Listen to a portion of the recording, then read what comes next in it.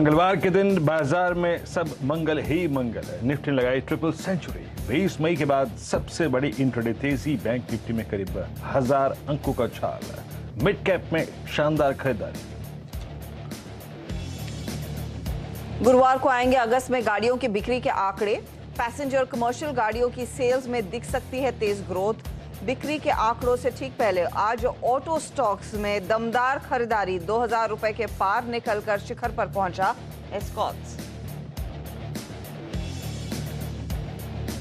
शानदार short covering के दम पर आईटी शेयरों में जोरदार खरीदारी। 2 दिन में करीब 100,000 अंक चढ़ा निफ्टी। आईटी इंडेक्स 3 से 4% तक चढ़े। टेक महिंद्रा और माइंडट्री और एलटीआई।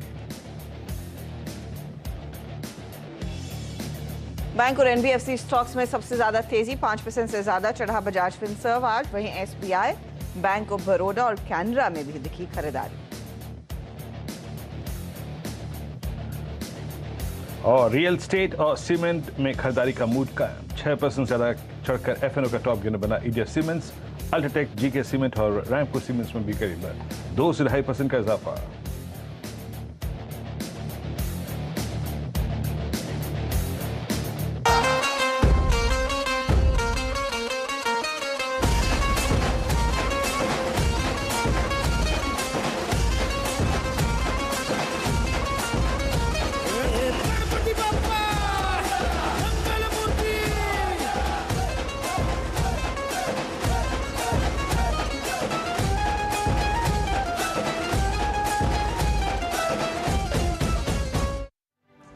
गणेश चतुर्थी के उपलक्ष्य पर देखिए भारतीय बाजार भी उत्साह मनाते हुए। कल भारतीय बाजारों में छुट्टी रहेगी, लेकिन आज ही जश्न का माहौल आप देख सकते हैं, स्क्रीन्स पर भी दिखाई दे रहा है।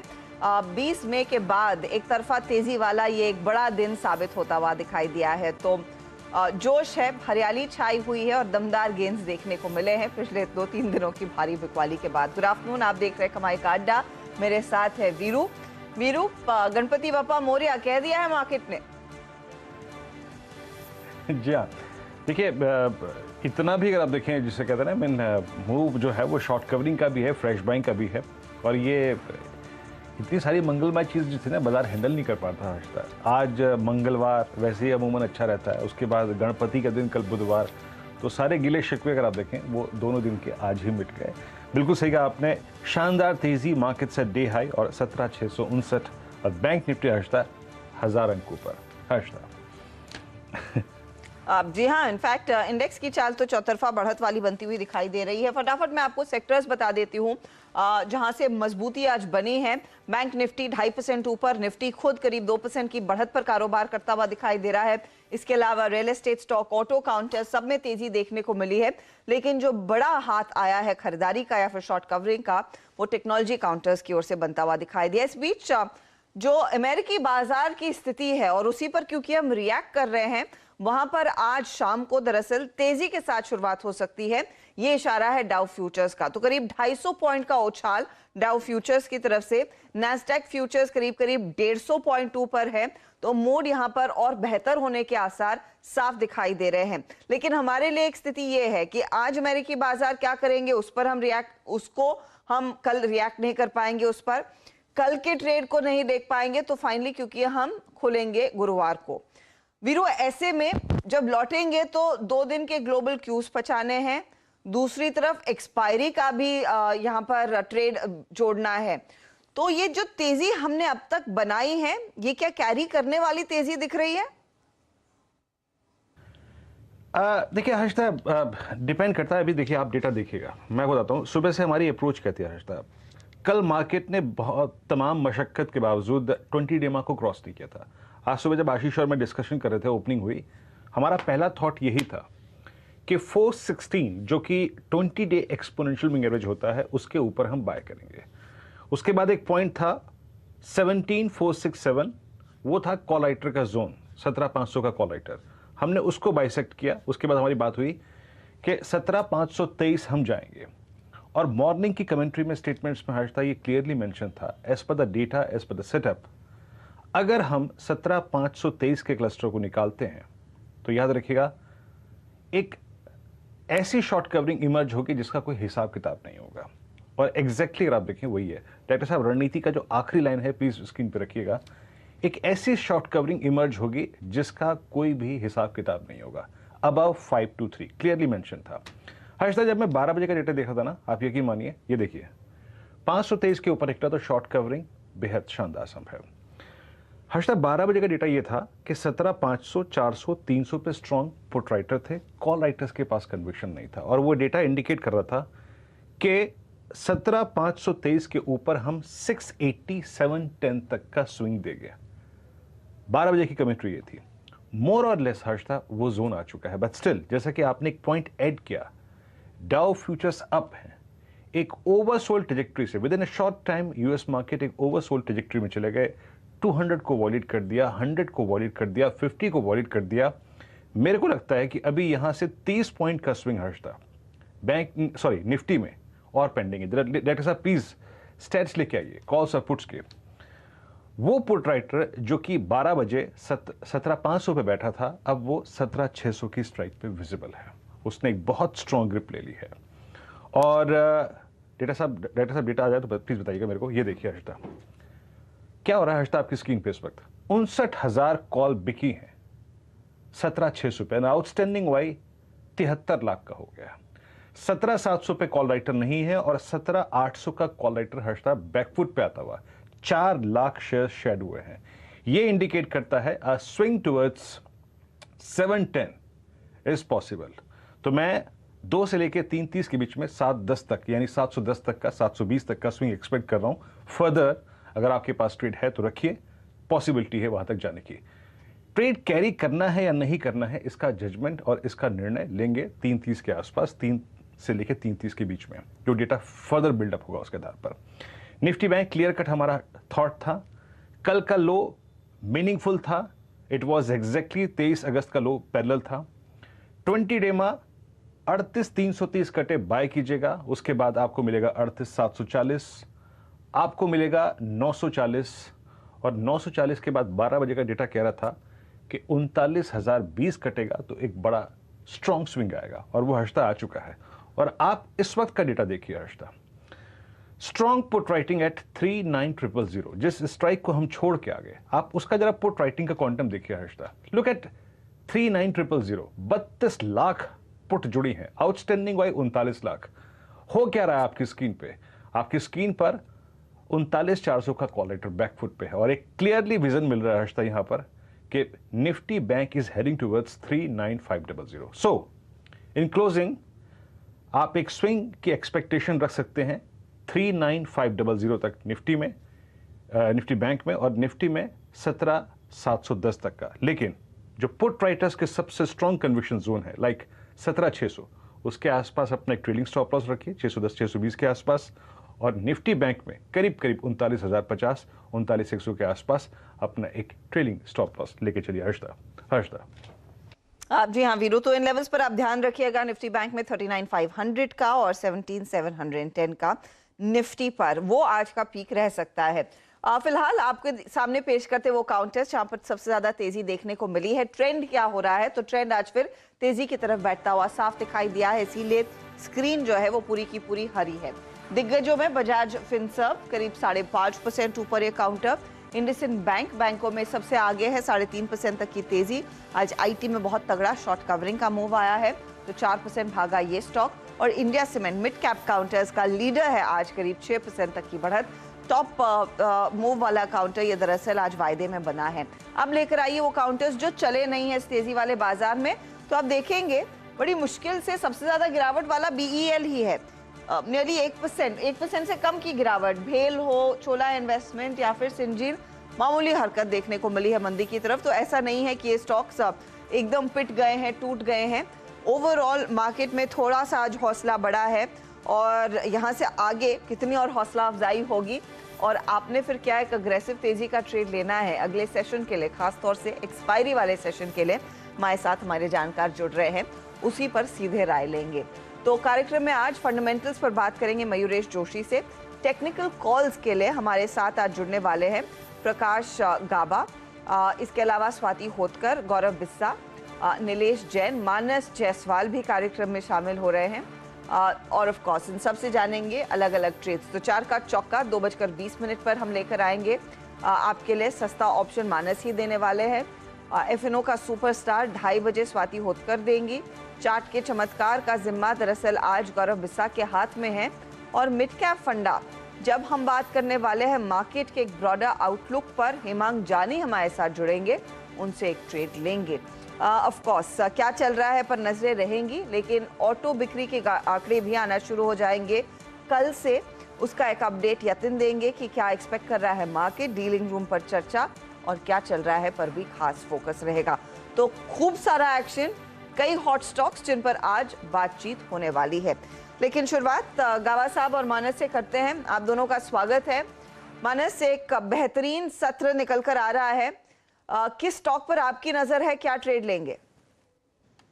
हर्षिता जी, देखिए जिस तरह डीएलएफ ने ब्रेकआउट दिया है चार्ट्स पे, और उसी तरह का एक ब्रेकआउट हमें इसी स्पेस से ओबराय रियल्टी पे भी देखने को मिला है।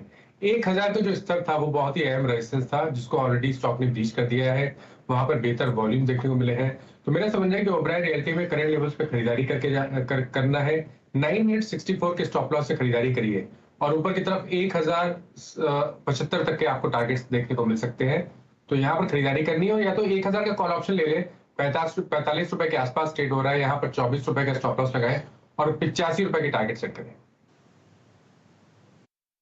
ओके, ओबराय रियल्टी याद रखिएगा, आज फर्स्ट इंस्टेंस में सुबह सुबह डीएलएफ में लॉन्ग बिल्डअप हुआ था।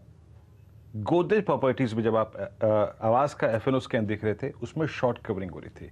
ये स्पेस सुबह से ही वाइब्रेंट होना शुरू हो गया था और ओबराय रियल्टी पे तो ये डिस्कशन कई बार कर चुके हैं। तो सबसे strong structure, technically strongly poised जो कोई स्ट्रक्चर है रियल स्टेट में, वो यही है। मानस का प्रेफर पिक है। प्रकाश सर, गुड आफ्टरनून कार्यक्रम में स्वागत है। प्रकाश सर, आपका मारुति का कॉल सुबह सुबह बेहद शानदार रहा, बहुत अच्छा मूव दिया इसने। बताइए सर, इस वक्त आप क्या पिक कर रहे हैं? बिल्कुल, thank you, good afternoon to you as well. Well, जो स्टॉक मैंने इस वक्त किया है लॉन्ग साइड, HUL, मुझे इसका सेटअप अच्छा लगता है। करेक्टिव मोड था, वो खत्म हो गया, अब मूव शुरू हुआ है। स्टॉप होना चाहिए HUL का 2610, 2610 पास। अपसाइड 2675 टू 2700, ये एक जोन है, वहां तक यानी कि पूरी क्षमता रखता है HUL।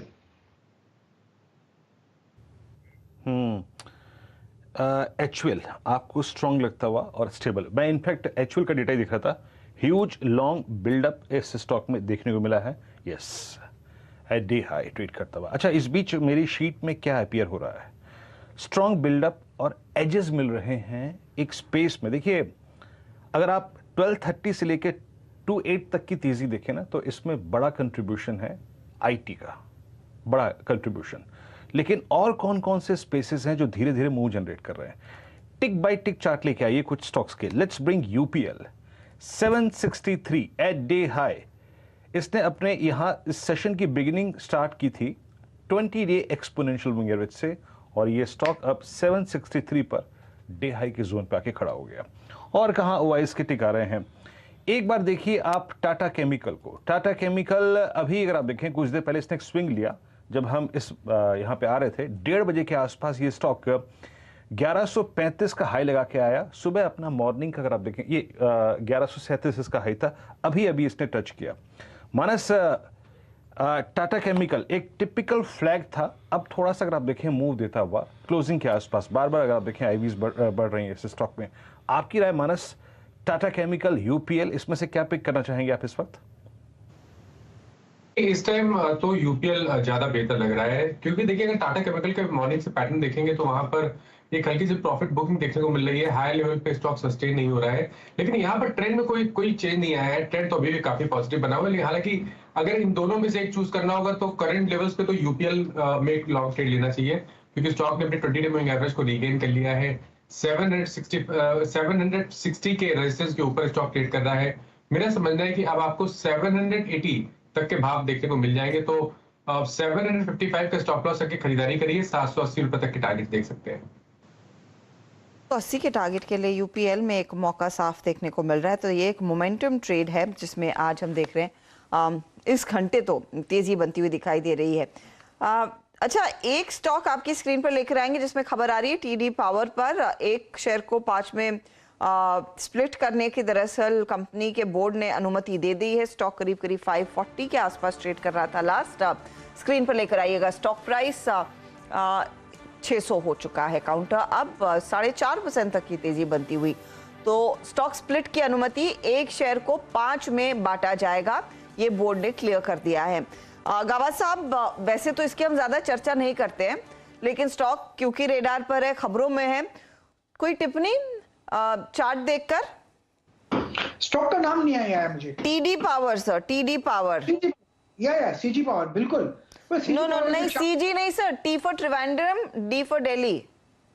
TD power, okay, yes, TD power मिल गया चार्ट। बहुत ही बढ़िया चार्ट है, ब्यूटीफुल चार्ट है। जो स्ट्रक्चर है उसके हिसाब से स्ट्रक्चर पॉजिटिव है, करेक्टिव तक मूव खत्म हुआ, सेटअप भी सही है, ले लेना चाहिए, ब्रेकआउट मिला है।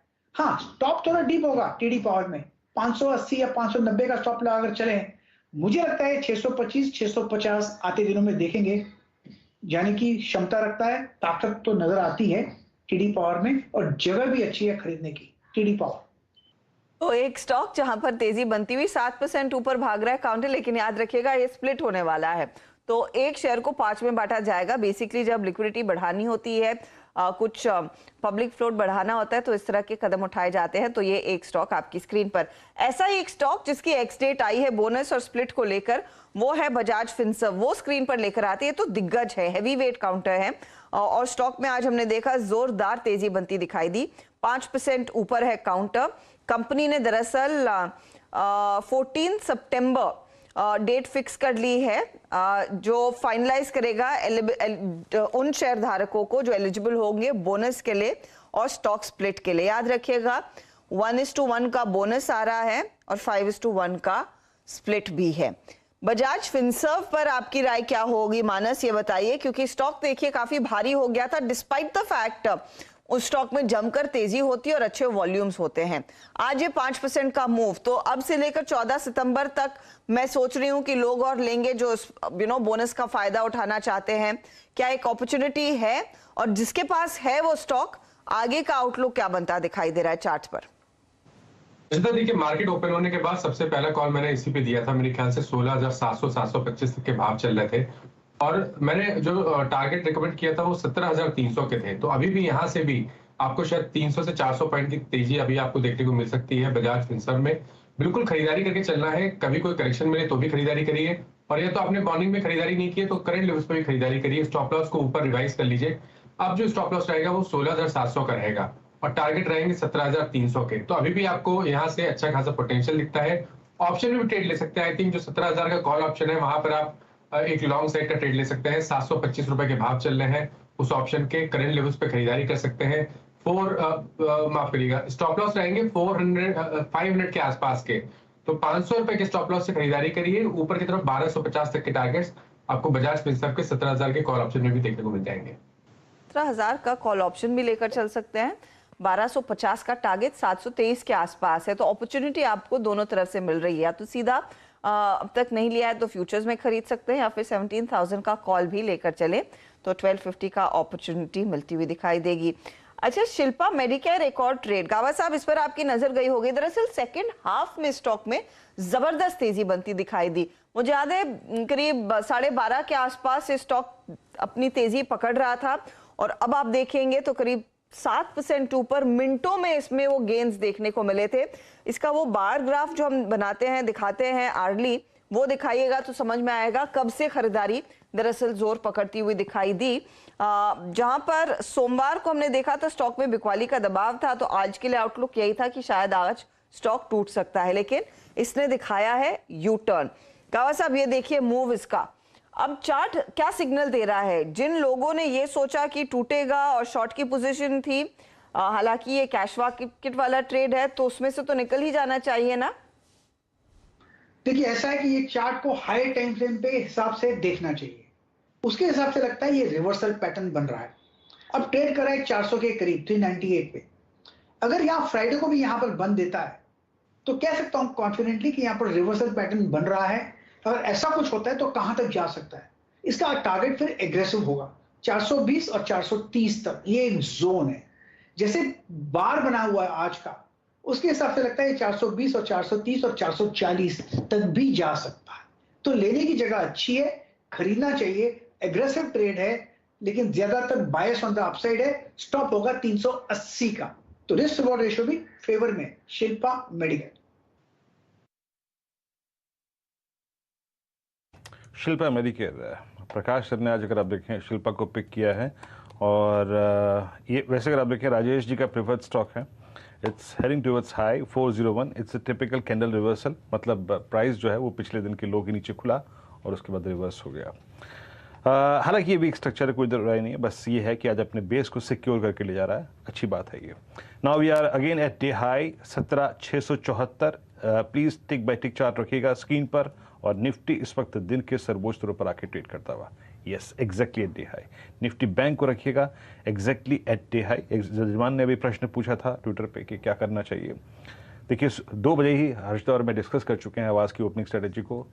Booking stop loss, sorry booking profits as a day trader अच्छी बात है, एक आपको सब्सटेंशियल मूव मिल चुका है, बट लॉजिकली टारगेट्स आते हैं 710 के जोन में, 724 के जोन में, और एक रीजनेबल स्टॉप लॉस आता है 617 के जोन में।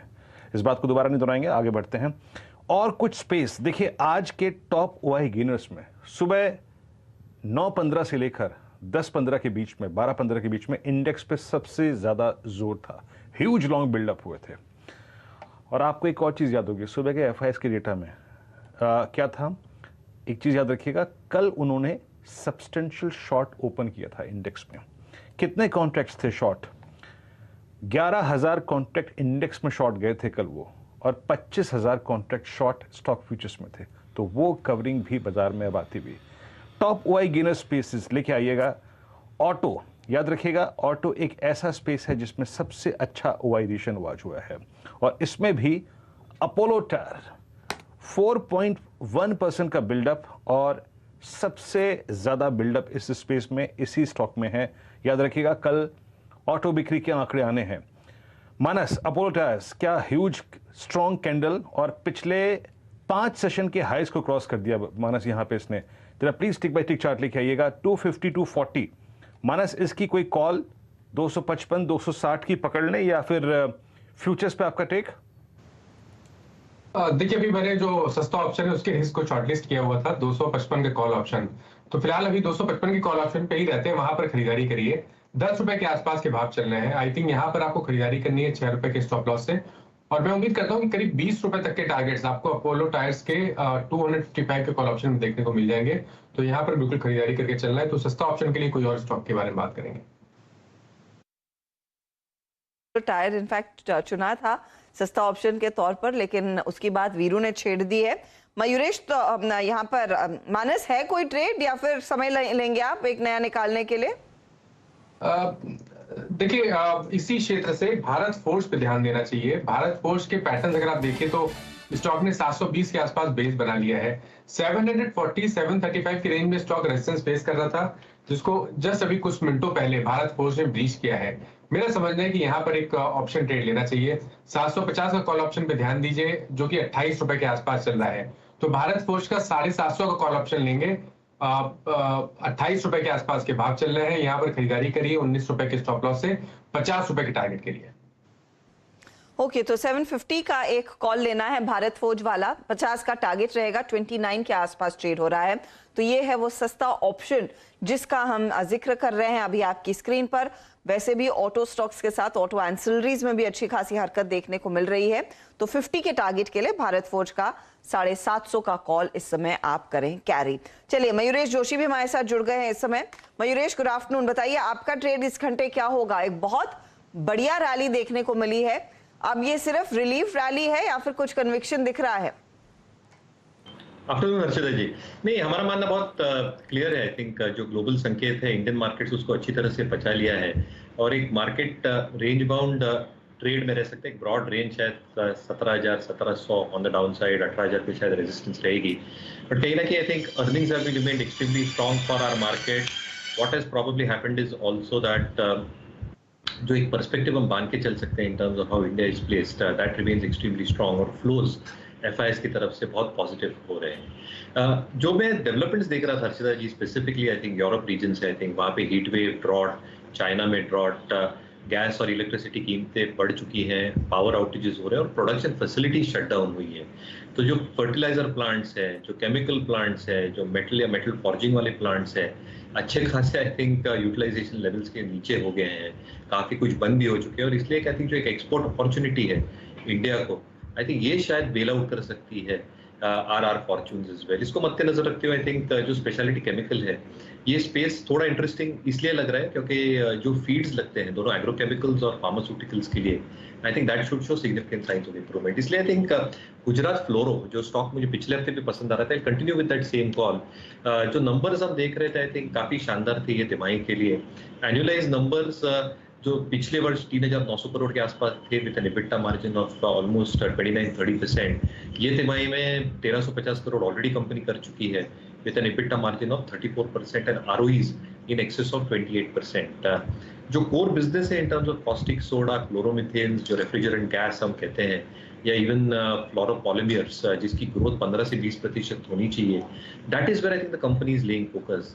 तो 2,000 करोड़ का केपेक्स कंपनी करेगी अगले 1 से 2 वर्षों में। It is going to be purely on fluorochemicals and other products, क्योंकि इसके जो यूसेजेस हैं ये 5G जैसे हम नीलामी देख रहे हैं इंडियन कॉन्टेक्स्ट में, electric vehicle batteries, solar panels, semiconductors, hydrogen fuel cells इसमें लगेगी और इसलिए ट्रिमेंडस ग्रोथ अगले कुछ वर्षों के लिए ये कंपनी के लिए बरकरार रहने की पूरी चेष्टा और उम्मीद है। डेट इक्विटी 0.29 है, इसलिए आई थिंक बहुत डेट टू एक्सप्लेन और कैश फ्लो स्ट्रांग है। तो Gujarat Fluoro is something that we continue to like. एक 15 से 20% की हम अपसाइड देखते हैं with stop loss at 3,100। Gujarat Fluoro आपका अगर आप देखें आज का कन्विक्शन ट्रेड है और इट्स एट 3,356 ट्रेड करता हुआ। स्वाति होटकर भी हमारे साथ जुड़ी हैं इस वक्त बातचीत करने के लिए। स्वाति, गुड आफ्टरनून कार्यक्रम में स्वागत है। स्वाति, आपकी अप्रोच मार्केट्स पे क्या है इतने बड़े स्विंग के बाद? एग्जैक्टली अब आप क्या लेकर यहाँ से इस क्लोजिंग को ट्रेड करना चाहेंगे? इस कल के जिस हिसाब से हम लोग ने मार्केट में पुल बैक रेट देखिए काफी स्ट्रॉन्ग दिख चुका है। निफ्टी में मुझे लगता है ऊपर में अभी 17,700 17,770 एक साइकोलॉजिकल रेजिस्टेंस लेवल माना जाएगा, वो एक रेंज। तो जब तक उसके नीचे ट्रेड कर रहा है तब तक थोड़ा सा कॉशियस व्यू रहेगा, वापस में प्रॉफिट बुकिंग हायर साइड देखने मिल सकती है। अगर ये एक बार 17,770 ब्रेक देता है क्लोजिंग बेसिस एंड उसके ऊपर सस्टेन रहता है एटलीस्ट 1 to 2 डेज, तो डेफिनेटली हमें एक वापस एक पुल बैक रैली कंटिन्यूड होते हुए दिखेगी जो कि काउंटर को लेके जा सकते हैं निफ्टी को 17,900 के लेवल्स के आसपास तक। तो व्यू लिटिल बिट कॉशियस ही है, ये पुल बैक रैली हमें देखने मिल रही है, अच्छी बात है, but definitely stock specific market है विरुजी। मुझे लगता है स्टॉक्स में काफी अच्छी मोमेंटम्स हमें देखने मिल रही है। तो रादर देन कॉन्सेंट्रेटिंग निफ्टी और बैंक निफ्टी का रैली, आई वुड सजेस्ट कि स्टॉक स्पेसिफिक रहिएगा, उसमें आपको काफी अच्छी मुनाफे मिल सकते हैं, but trade with the strict stop losses, यही मेरी राय होगी। आफ्टरनून कोई खास स्टॉक? यस, फिलहाल तो अभी कोलपाल काफी स्ट्रॉन्ग चल रहा है। अगर मैं हर्षिता जी वीकली चार्ट भी देखूं तो उसने एक ब्रेकआउट दिया है। लास्ट 2 दिन से मैं देख रही हूँ कि 100-200 DM के ऊपर काफी वेल सस्टेन हो रहा है। नो वंडर लास्ट 2 दिन से रैली उसने ऑलरेडी दे चुका है, बट आई बिलीव इसमें और भी पोटेंशियल है कोलपाल में ऊपर में जाने के 1700-1750 के लेवल्स।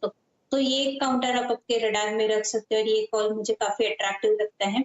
नीचे में 1640 का एक स्टॉप लॉस प्लेस कीजिएगा for immediate target of 1730 rupees on high side. तो ये फिलहाल आपके लिए तेजी वाला trade. FMCG company Colgate Palmolive 1700-1750 के टारगेट के लिए एक मौका तेजी का ही लेकर चलना है, तो ये एक मोमेंटम वाला काउंटर। हम निफ्टी बैंक पर एक बार नजर डाल लेते हैं। 39,315 के लेवल्स आ चुके हैं। वीरू ने स्पेसिफिकली कहा था 39,500 तक के स्तरों पर तक का मूव आ सकता है, तो उसी दिशा में हम बढ़ रहे हैं। 1000 पॉइंट की एक थंपिंग तेजी इस समय आप कह सकते हैं भारतीय बाजारों में। सबसे बड़ा योगदान इस घंटे कोटक महिंद्रा बैंक की तरफ से आता हुआ दिखाई दे रहा है। मैं देख रही हूँ कि पिछले आधे घंटे में किन किन स्टॉक्स में ज्यादा एक्शन बढ़ा है, तो उसमें कोटक आगे है। इसके पीछे फिर आपको दिखाई देगा ICICI बैंक, इंडसइंड बैंक जैसे ट्रेड्स और HDFC। तो कोटक की जो का योगदान है अब बढ़ता हुआ, हालांकि आज टॉप ट्रेडेड काउंटर्स में HDFC आगे है। इस पर एक बार नजर डाल ली जाए। गाबा साहब, बैंकों में कोटक में जो फ्रेश मूव्स आ रहे हैं अब फिर से 1900 के आसपास, जब ये बड़े उस इंडेक्स का हिस्सा नहीं बना था तो थोड़ी सी मायूसी हाथ लगी थी, लेकिन अब स्टॉक पूरी रैली में कैचअप दिखा रहा है। क्या करंट लेवल्स पर खरीदेंगे आप? जी हाँ, खरीदना चाहिए। नेक्स्ट छुट्टी के बाद तक का कैरी होम करना चाहिए कोटक महिंद्रा बैंक को। स्ट्रक्चरली पॉजिटिव है, बहुत ही स्ट्रॉन्ग सपोर्ट 1875 1880 के आसपास है। मेरे ख्याल से अगर वेडनेसडे के लिए भी ले लें, थर्सडे के लिए, तो अच्छा रहेगा। टारगेट करीब 920 से 940, ये एक पॉसिबिलिटी है। अपमूव तो है कोटक महिंद्रा बैंक में। 1920 से 1940 तक का मूव साफ देखने को मिल रहा है। अपमूव आया है, बस गावा साहब को तो उम्मीद है कि ये टिक जाएगा। स्वाति, आप बैंकों में क्या प्रेफर करेंगी, कोटक या आईसीआईसीआई बैंक या फिर एचडीएफसी? देखिए, मैं अगर बैंकिंग में प्रेफर करूंगी तो मुझे आईसीआईसीआई बैंक काफी स्ट्रांग लगता है, क्योंकि जिस हिसाब से ये रैली मोमेंटम देता है हर्षदा जी, काफी स्ट्रांग मोमेंटम हमें रैली देखने मिलती है। High tops high bottom formations में चल रहा है। आज भी जिस हिसाब से उसने मोमेंटम कैरी फॉरवर्ड किया है, जिस हिसाब से हम लोग ने 850 के आसपास एक सपोर्ट देके पुल बैक रैली देखने मिल रही है, काफी स्ट्रांग है। ओवरऑल ट्रेंड काफी स्ट्रांग है on weekly as well as on monthly chart. तो मुझे लगता है आईसीआईसीआई बैंक में हमें बाय कॉल इनिशिएट कर सकते हैं करंट लेवल पे भी, और जिनको इन्वेस्टमेंट पर्पस लेना है एटलीस्ट 20-30% एट सीएमपी, अगर कोई डीप आता है 800 के आसपास तो यू कैन ऐड ऑन। मुझे लगता है ये 4 डिजिट में एंट्री मार सकता है very soon, but very for short term perspective 930-940 के मुझे टारगेट्स लगते हैं, तो आईसीआईसीआई बैंक में बाइंग करनी चाहिए। 930-940 के टारगेट नियर टर्म में, लेकिन 1000 की तरफ बढ़ रहा है काउंटर तेजी से, और अगर आप खरीद रहे हैं तो 900 का क्या यहाँ पर देखिए 900 के पार निकलेगा तो बड़ा मूव आने की पूरी गुंजाइश बनती दिखाई दे रही है।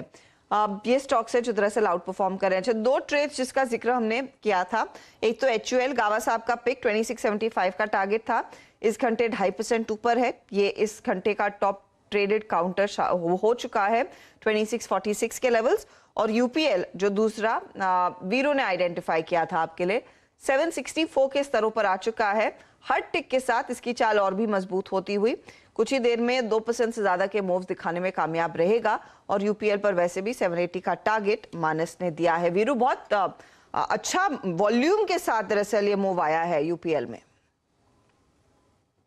जी हाँ हर्षदा, अगर आप देखें वो क्या था ना, बहुत देर से अदर देन IT पूरा का पूरा स्पेस जो था वो ठंडा पड़ा हुआ था, और सडनली अगर आप देखें उसमें एक मूव आना शुरू हुआ, उसको हमने कैप्चर किया, और ये स्टॉक अगर आप देखें पकड़ में आ गया।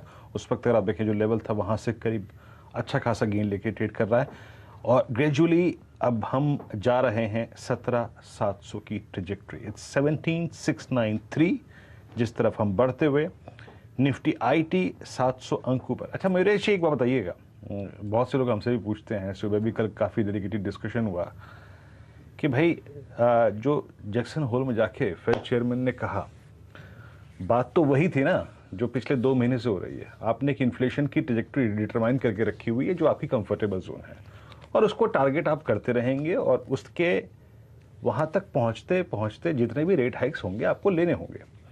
अब वही बात आप चाहे वो जैक्सन होल में कहिए चाहे आसनसोल में कहिए, बात तो वही है ना। इतना नेगेटिव रिएक्शन क्यों था? नहीं वीरू जी, क्या था कि जो एक्सपेक्टेशन थी मार्केट की कि थोड़े डविश स्टेटमेंट्स आएंगे, क्योंकि डेटा पॉइंट्स काफी स्ट्रांग रह चुके हैं, इंटरेस्ट रेट हाइक्स आ चुकी हैं, तो 50 बिप्स की एक बातें भी शायद मार्केट में होने लग गई थी और एक डविश स्टांस होने लग गया था।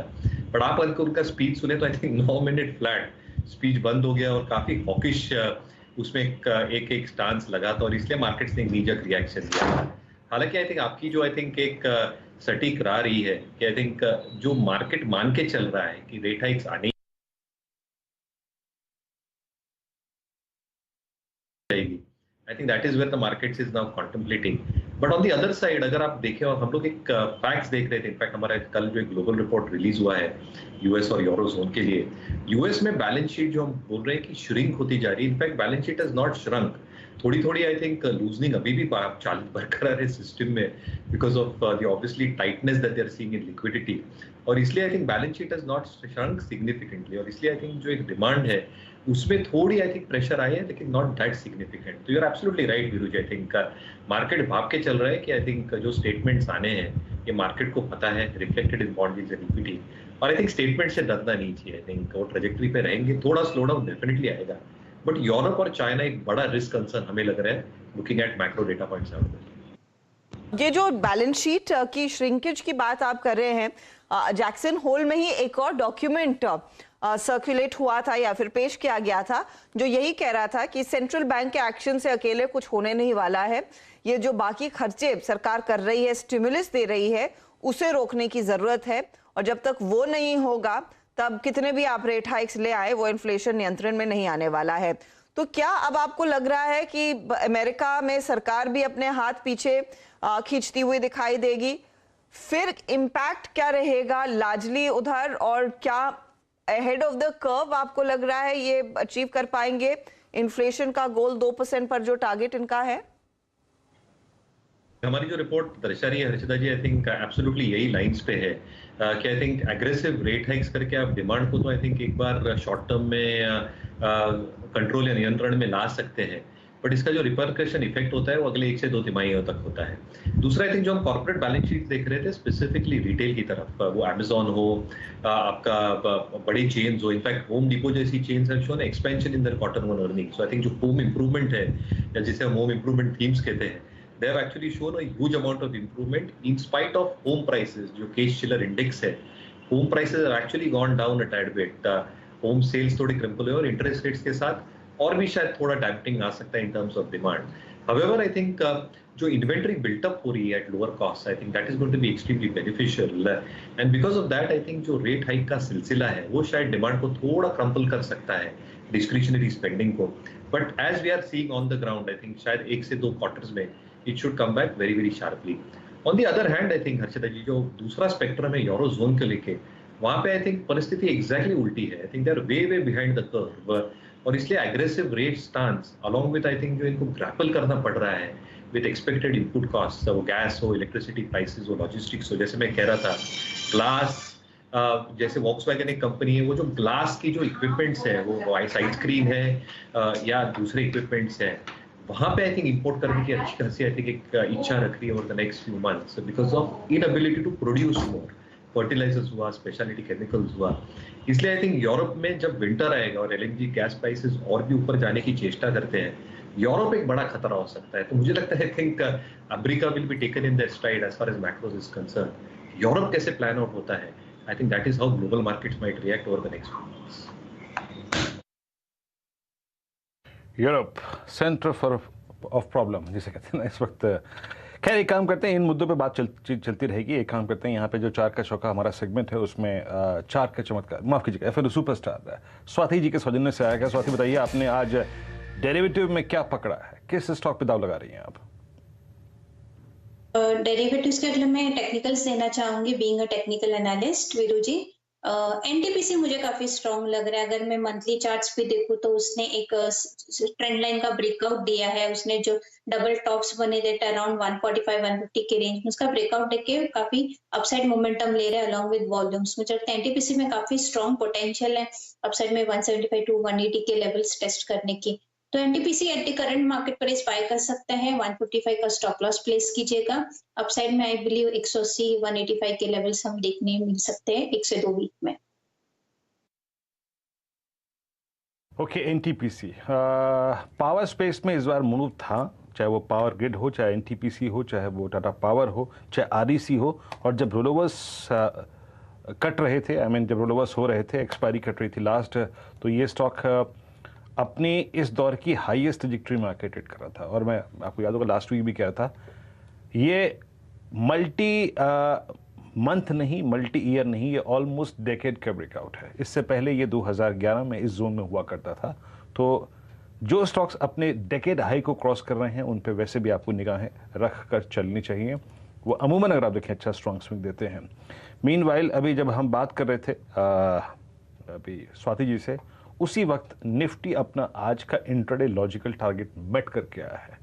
17,700 ऑलमोस्ट हो गया, क्योंकि 17,699.80 निफ्टी छू के आ चुका है। तो वो कॉल राइटर के जोन को जाके स्ट्राइक करके निफ्टी ऑलरेडी आ चुका है। इस बीच जैसे कि मैं कुछ देर पहले कह रहा था कि केमिकल बास्केट थोड़ी वाइब्रेंट लग रही है।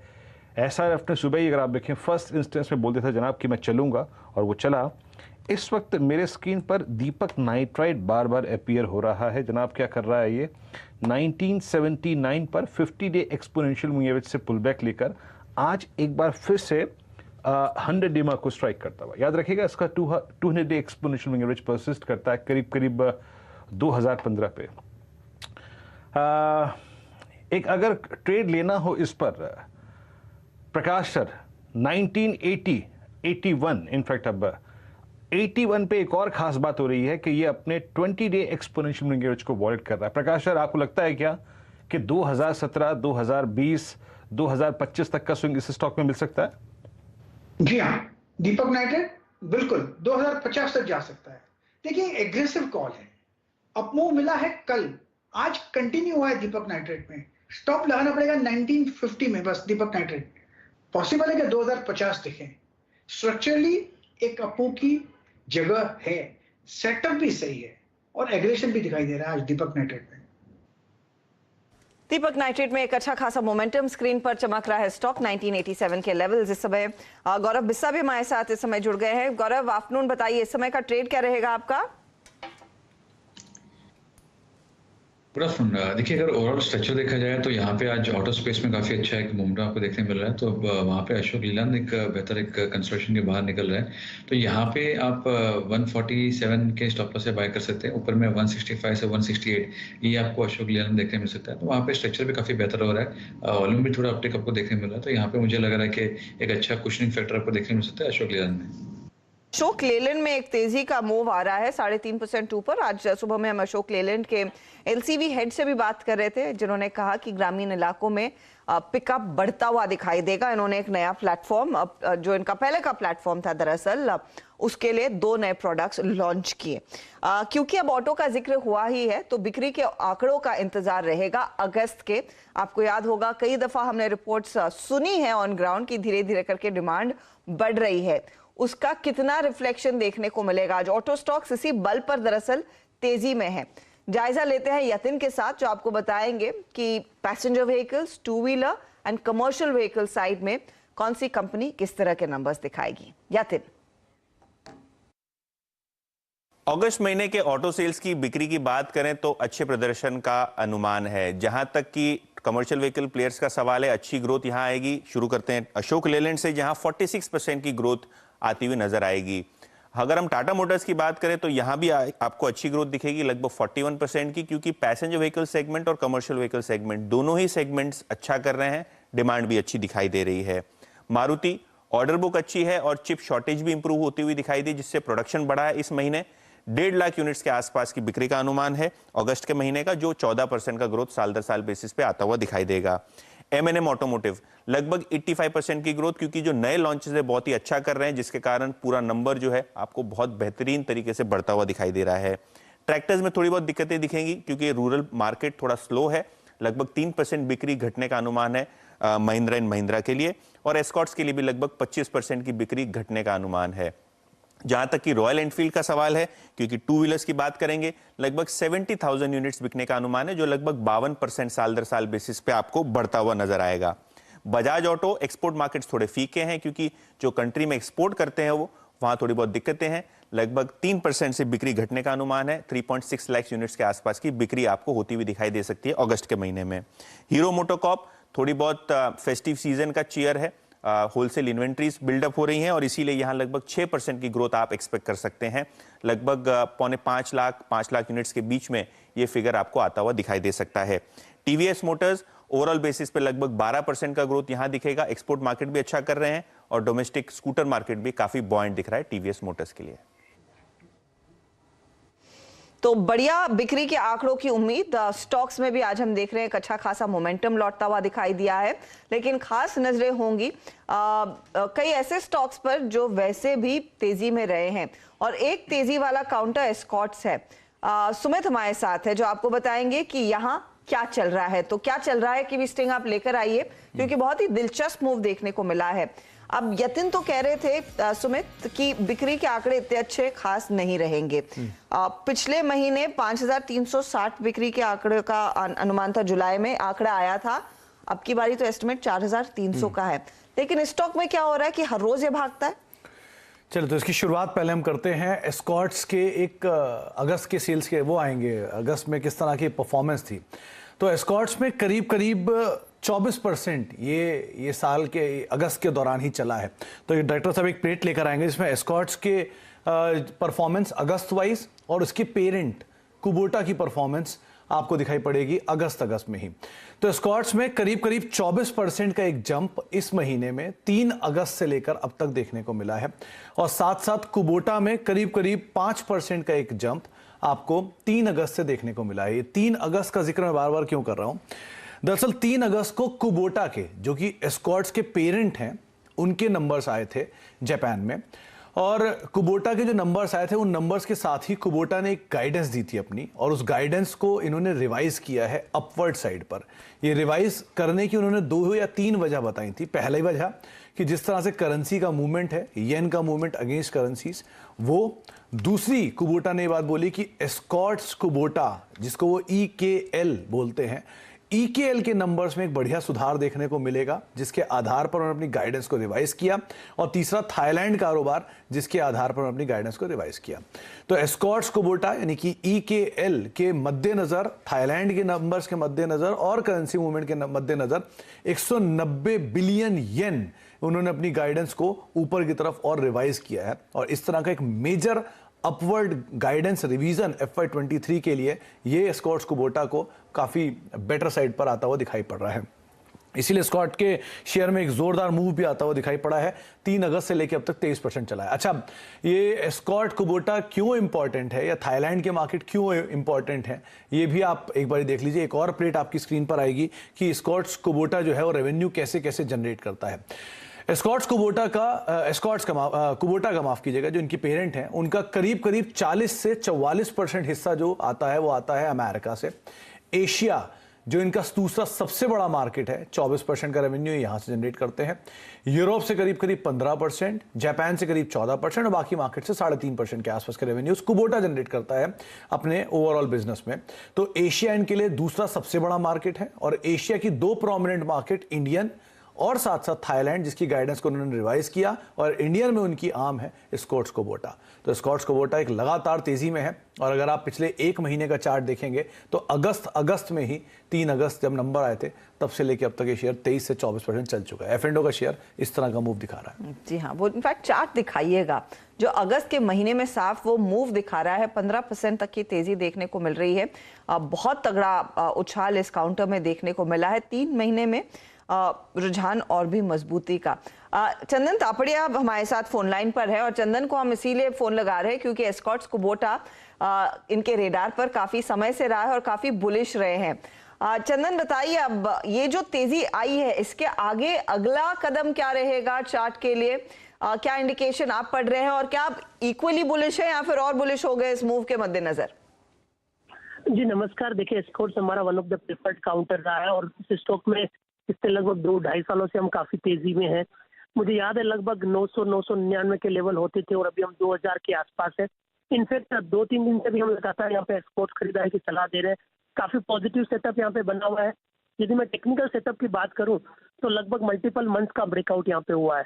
आप देखोगे दिसंबर 2021 से लेके अभी तक ये बार बार 1900-1930 तक के लेवल को हर्डल बना रहा था।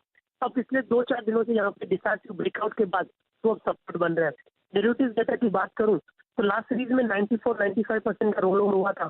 33% के आसपास के ओआई कम होकर बड़ा शॉर्ट कवरिंग हुआ था। तो जो पिछले कुछ वीक में शॉर्ट बने थे वो पिछले सीरीज के रोल ओवर में करते हुए नजर आए। तो ये सारे डेटा ये इंडिकेट कर रहे हैं कि नया लेग ऑफ रैली बनना चाहिए। इमीडिएट बेसिस से हम 2000-2020 का टारगेट लगा रहे थे, वो टारगेट यहाँ पे अचीव हुए। बट ओवरऑल ट्रेडिंग के लिए तो टारगेट कंप्लीट हुआ है, बट जिनके पास पोजिशनल है उनको यही सलाह रहेगी कि अपनी पोजीशन कंटिन्यू रखें। हमारे ऐसा मानना है कि 1940 पे सपोर्ट से यहाँ पे 2080 से लेकर 2120 तक के अपसाइड अभी भी एस्कॉर्ट्स में शॉर्ट टर्म बेसिस पे आपको देखने को मिलना चाहिए। तो शॉर्ट टर्म में आगे और अपसाइड्स के पूरे चांसेस बनते हुए दिखाई दे रहे हैं। 2100 तक की तैयारी ये स्टॉक करता हुआ साफ दिखाई देगा। शुक्रिया हमारे लिए समय निकालने के लिए चंदन। मयूरेश, फंडामेंटली आप क्या ट्रिगर्स इस समय फैक्टर इन करना चाहेंगे अगर करंट लेवल्स पर एस्कॉर्ट्स लेना है?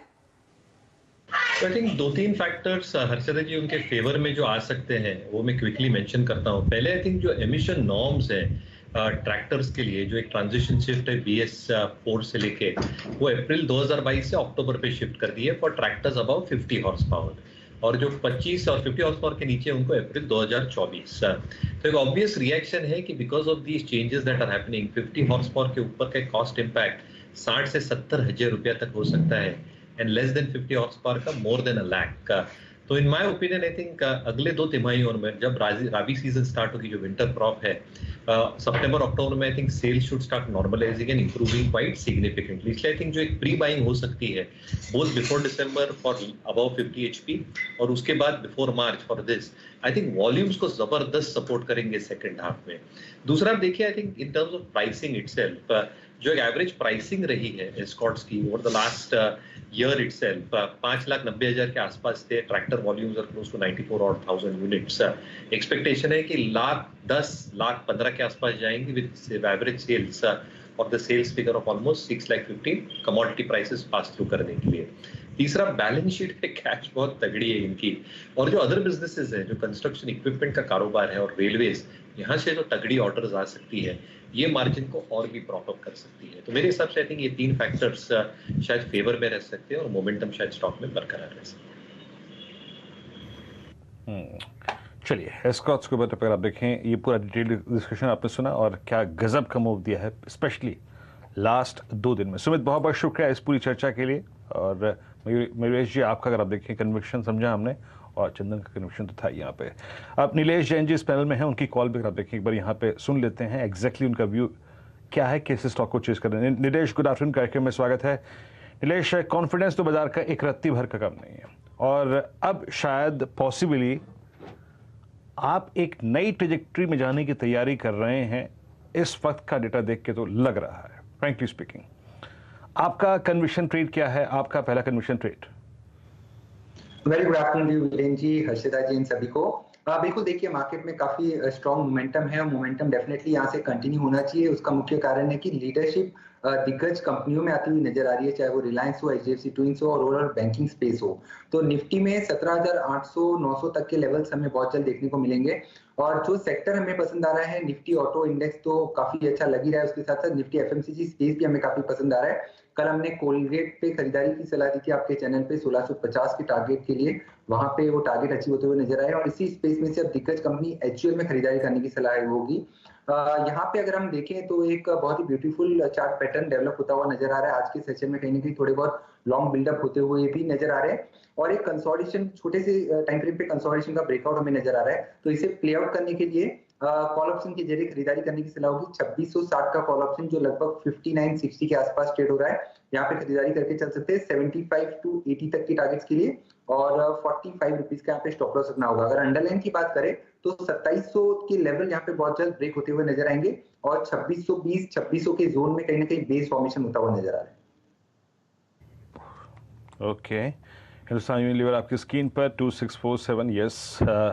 इस पूरी बास्केट में सबसे स्ट्रॉन्ग कैंडल आज जिस स्टॉक ने दिखाई है वो है HUL डे हाई पर, और ये ऑप्शन भी आपके पास विकल्प है, और एक टिपिकल फ्लैग जो है इसके चार्ट पे कहीं ना कहीं विजिबल है, और उसका ब्रेकआउट पॉइंट 2680-2710 के आसपास होगा। खैर, उस पर हम लौटेंगे, बात करेंगे, लेकिन एक और विशेषज्ञ खास मेहमान बिग मार्केट वॉइसेस की आज श्रृंखला में हमारे साथ जुड़ चुके हैं हेमांग जानी, मोतीलाल ओसवाल फाइनेंशियल सर्विसेज से। हेमांग, नमस्कार, कार्यक्रम में स्वागत है। और आप देखिए, कल एक रिएक्शन था इंडियन मार्केट्स का भी, आई मीन हमने वॉल स्ट्रीट की उस शुक्रवार के प्राइस बिहेवियर पे रिएक्ट किया, बट ये 2 सेशंस हेमांग जी एग्जैक्टली रिफ्लेक्ट करते हैं कि कितना बड़ा डिफरेंशियल है इस वक्त, और मतलब वर्ल्ड मार्केट्स में और इंडियन मार्केट्स में। हमने जुलाई और अगस्त में जो स्ट्रेंथ दिखाई अगेंस्ट ऑल ऑड्स, सबसे प्रीमियम टेक्निकल सेटअप पे हम ट्रेड कर रहे थे, उसने एक बार फिर प्रूव कर दिया है। और आपको इसमें कोई शंका लग रही है, या फिर आपको लगता है कि नहीं, हम US मार्केट के साथ उन्हीं के ताने बाने पे ट्रेड करेंगे, या फिर आपको लगता है कि नहीं, we hold strong potential to outperform in US market और रेस्ट ऑफ एशिया? देखिए, अगर आप पिछले 2-3 महीने का ट्रेंड देखें इंडियन मार्केट का, तो बहुत ही क्लियरली लग रहा है कि जो मार्केट है, जो इकोनॉमी है, वो एक क्लियर कट आउट परफॉर्मेंस दिखाने के मूड में है। और जिस तरह के अर्निंग्स हमने देखे हैं उससे ये कॉन्फिडेंस और मजबूत होता जा रहा है। तो हो सकता है कि जब एक बड़ी डेवलपमेंट हो यूएस मार्केट्स में तो एक छोटा मोटा रिएक्शन डेफिनेटली आ सकता है, पर मुझे लगता है कि बड़ा डाउनसाइड का कोई डर या रिस्क ये स्टेज पे नहीं है। और पर्टिकुलरली मुझे लगता है कि स्टॉक स्पेसिफिक अगर आप देखें तो काफी सारे सेक्टर्स के अंदर लीडरशिप उभर के आ रही है। आईटी को आप छोड़ दीजिए, ऑटो हो या फिर ऑयल एंड गैस हो या कमोडिटीज हो, ये सारे सेक्टर्स के अंदर मुझे लगता है कि क्लियरली एक बड़ा पॉजिटिव ट्रेंड बिल्ट होने जा रहा है। तो ये पर्टिकुलर ट्रेंड को ध्यान में रख के अपनी स्ट्रेटेजी और पोजीशन बनानी चाहिए। मुझे नहीं लगता है कि हमें ग्लोबली क्योंकि यूएस मार्केट के अंदर करेक्शन है या उसमें पॉवेल साहब ने अगर कोई एक गाइडेंस दे दिया हो कि भाई जो इंटरेस्ट रेट से वो फर्म रहेंगे, तो उसका कोई नेगेटिव प्रभाव हमारे मार्केट पे पड़ेगा, क्योंकि काफी बड़ी स्केल पे सेलिंग हो चुकी है। अभी कोई नेगेटिव न्यूज आती है तो इंक्रीमेंटल सेलिंग मुझे नहीं लगता कि एफआईएस की ये स्टेज पे आएगी। यहाँ पे अगर आप देखें बहुत स्ट्रांग एफआईएस का एग्जिट ना आने की एक्सपेक्टेशन आपको काफी लग रही है। अच्छा हिमांग जी, अभी आपको क्या लगता है, क्या चेज करना चाहिए? अच्छा चेज तो पूरा बाजार ही करना पड़ेगा आपको। आप देखिए किस किस ने पैसा बना के दिया। बैंकिंग बैंकिंग ने एक लीडिंग इंडिकेटर के तौर पे काम किया है। आजकल अगर मैं ये कहूँ कि मैं खुद इंडेक्स को जज करने के लिए निफ्टी बैंक को पहले जज करता हूँ, उसको पकड़ता हूँ, तो ये गलत नहीं होगा। बट और बहुत बास्केट्स थी जिन्होंने बहुत स्ट्रांग पैसा बना के दिया। फॉर इंस्टेंस कैपिटल गुड्स गजब पैसा बना, केमिकल्स में एक स्ट्रांग रिवर्सल था, सीमेंट में ग्रेजुअली जो चीजें हैं वो ठीक हो रही हैं। आईटी स्टिल अगर आप देखें लोअर लेवल्स पे है, उतना स्ट्रांग पुल बैक आज है बट सस्टेन नहीं कर पाता वो। आप क्या चीज कर रहे हैं सर इस वक्त एग्जैक्टली? मेरे ख्याल से अगर मार्केट की लीडरशिप अगर आपको जज करनी हो कि ये मार्केट के अंदर ऐसे कौन से सेक्टर या स्टॉक्स है जो कि एक लीडरशिप प्रोवाइड करेंगे, तो सबसे पहले नाम आता है ऑटो सेक्टर का। और सारे जो टॉप के ऑटो स्टॉक्स हो, बीट मारुति, महिंद्रा, आइशर, अशोक लेलैंड, ये सारे स्टॉक्स में मुझे लगता है कि एक अच्छा मोमेंटम है और ये बरकरार रहेगा। तो डेफिनेटली ये एक ऐसा सेक्टर है जहां पे अपनी एक नजर होनी चाहिए। दूसरा जो है वो बैंकिंग का सेक्टर है, क्योंकि मुझे लगता है कि अगर यूएस में हार्ड लैंडिंग होती है या इंटरेस्ट रेट्स ऊपर भी रहते हैं तो बैंकिंग सेक्टर के ऊपर उसका कोई बड़ा नेगेटिव इंप्लीकेशन नहीं होगा। यहाँ पे हमारी क्रेडिट ग्रोथ एक अच्छी मोमेंटम दिखा रही है। तो मुझे लगता है कि बैंकिंग के अंदर भी अपने को एक फोकस करना चाहिए, और जिस तरह के नतीजे आए हैं और जिस तरह का माहौल है, मुझे लगता है कि ये ग्रोथ मोमेंटम ये सेक्टर के अंदर भी अच्छा रहेगा। और उसमें छोटे बैंक्स के अंदर भी हम काफी मोमेंटम देख रहे हैं, जैसे कि फेडरल बैंक हो गया, एयू बैंक हो गया। तो ये सारे बैंक्स के अंदर मुझे लगता है कि एक अच्छा अपसाइड पोटेंशियल देखने को मिल सकता है करंट लेवल पे भी। बैंक, एयू बैंक जैसे स्टॉक्स पर भी नजरें होनी चाहिए जहां पर अच्छा खासा पोटेंशियल है, क्योंकि नॉर्मली जब बैंकों की बात होती है तो दिग्गजों पर ही नजरें जाती हैं, लेकिन इन छोटे बैंकों में भी पोटेंशियल है। इस बीच बाजार दिन की ऊंचाई पर आ चुके हैं। मांग 17,705 के लेवल्स पर 2-2.25% की तेजी, 392 अंकों का बड़ा उछाल देखने को मिला है। तो पिछले 2 दिनों के जो गिले शिकवे है उसको भुलाकर मार्केट ने एक बहुत तगड़ा मूव अपने हाथ ले लिया है। आप देखिएगा इस घंटे का जो सबसे बढ़त वाला काउंटर है वो कोटक महिंद्रा बैंक बना है। कावा साहब से इसी की चर्चा हो रही थी। 1911 के लेवल्स आ चुके हैं इस काउंटर में, 3-3.5% तक का इजाफा। ये निफ्टी के कंट्रीब्यूटर्स आपके सामने HDFC, ICICI bank, HDFC bank और SBI जैसे ट्रेड्स मजबूत हैं। कोटक टॉप ट्रेडेड काउंटर्स में इस घंटे शामिल है। HDFC में भी बहुत तगड़ा मोमेंटम इस घंटे दरअसल बनता हुआ दिखाई दिया। वैसे ये पॉजिटिव साइड पर था, लेकिन ये अचानक अब आपको 3% दिखाई देगा। यूपीएल की हमने चर्चा कर ली, HUL का भी जिक्र हुआ था। एशियन पेंट देखिए, यहां पर भी अब फ्रेश खरीदारी आती हुई और 6 पॉइंट दूर है उस लेवल के जिसका जिक्र वीरू ने किया था। 17,710 पर नजरें होनी चाहिए। आज वो लेवल अचीव होने के पूरे आसार हैं। हम फिलहाल 17,704 पर आ चुके हैं, तो मजबूती तो है। अब बस और थोड़े से हरकत का इंतजार रहेगा उस लेवल को अचीव करने के लिए। इस बीच निफ्टी बैंक 39,411 के लेवल्स पर ट्रेड करता हुआ। 1-2 ट्रेड्स पर टेक चेक लूंगी, फिर हेमांग मैं आपसे इनफैक्ट आईटी कंपनियों पर राय लेना चाहती हूं। एक बार स्वाति, आप HDFC पर नजर डालेंगी? अच्छा, स्वाति है नहीं हमारे साथ, तो गौरव HDFC पर आप नजर डालिए। सुबह तक HDFC बैंक की खूब चर्चा हो रही थी, अब HDFC ने भी हमने देखा है 3% तक का उछाल दिखा दिया है, तेजी करेंगे क्या? देखिए, स्ट्रक्चर अगर कंपेयर किया जाए HDFC बैंक और HDFC लिमिटेड में, तो मुझे HDFC बैंक का अभी भी बेहतर लगेगा स्ट्रक्चर। यहाँ पे मैं ये नहीं कहूँगा कि स्ट्रक्चर वीक है HDFC लिमिटेड का, लेकिन जो सबसे आवरली या मैं दूसरा सेटअप देख रहा हूँ, मैं समझता हूँ थोड़ा एक 2450 के ऊपर क्लोजिंग अगर आती है आवरली की, तब मैं समझता हूँ यहाँ पे फिर से एक सेकंड राउंड चालू हो सकता है। अदरवाइज थोड़ा सा कंसोलिडेशन रहेगा, तो मैं प्रीएम्प्ट करके यहाँ पे बाय करने की सलाह नहीं दूंगा। करके बाय करने की सलाह इस समय नहीं है, लेकिन कुछ और मोमेंटम आएगा तो शायद ये भी बाय जोन में रहेगा। वैसे 3% ऊपर है ये काउंटर। मानस, एशियन पेंट पर आपकी राय? 3398 के लेवल्स। देखिए, एशियन पेंट्स की जहां तक बात है, यहाँ पर भी अगर आप ट्रेंड की बात करें तो कंसोलिडेशन के बाद आज हमें फाइनली एक ब्रेकआउट देखने को मिला। 20 डे मूविंग एवरेज रीगेन हो गए हैं।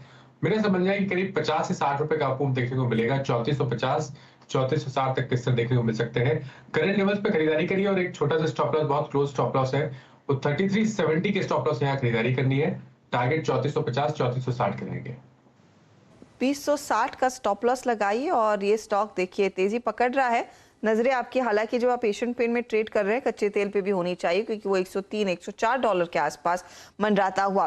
तो हेमांग, आपने जब कहा कि बैंकों पर दरअसल अमेरिका में जो हो रहा है उसका असर नहीं देखने को मिलेगा भारतीय बैंकों पर, लेकिन अमेरिका में जो स्थिति उभर कर आई है उसका असर आईटी पर आएगा, और उसी का एक रिफ्लेक्शन हमने पिछले हफ्ते देखा था जब विप्रो, टीसीएस, इन्फोसिस सबकी धुलाई हुई वो वेरिएबल पे की खबर पर। हालांकि कंपनियों ने आकर फिर सफाई दी, लेकिन क्या ये समय ठीक होगा आईटी कंपनियों में पोजीशन लेने का? मेरा ये मानना है कि अगर आप एक मोमेंटम प्लेयर है तो आईटी डेफिनेटली एक स्ट्रॉन्ग पोजीशन में अभी नहीं दिख रहा है, और अगले शायद 1 या 2 क्वार्टर मुझे लगता है कि ये सबड्यूड रह सकता है। और मार्जिन्स वगैरह में हमें डेफिनेटली लगता है कि बॉटम आउट हो चुका है, लेकिन अगर ग्रोथ के अंदर कोई अगले 1-2 क्वार्टर में बड़ा पॉजिटिव ट्रिगर नहीं मिलेगा तो IT as a sector outperform नहीं कर पाएगा।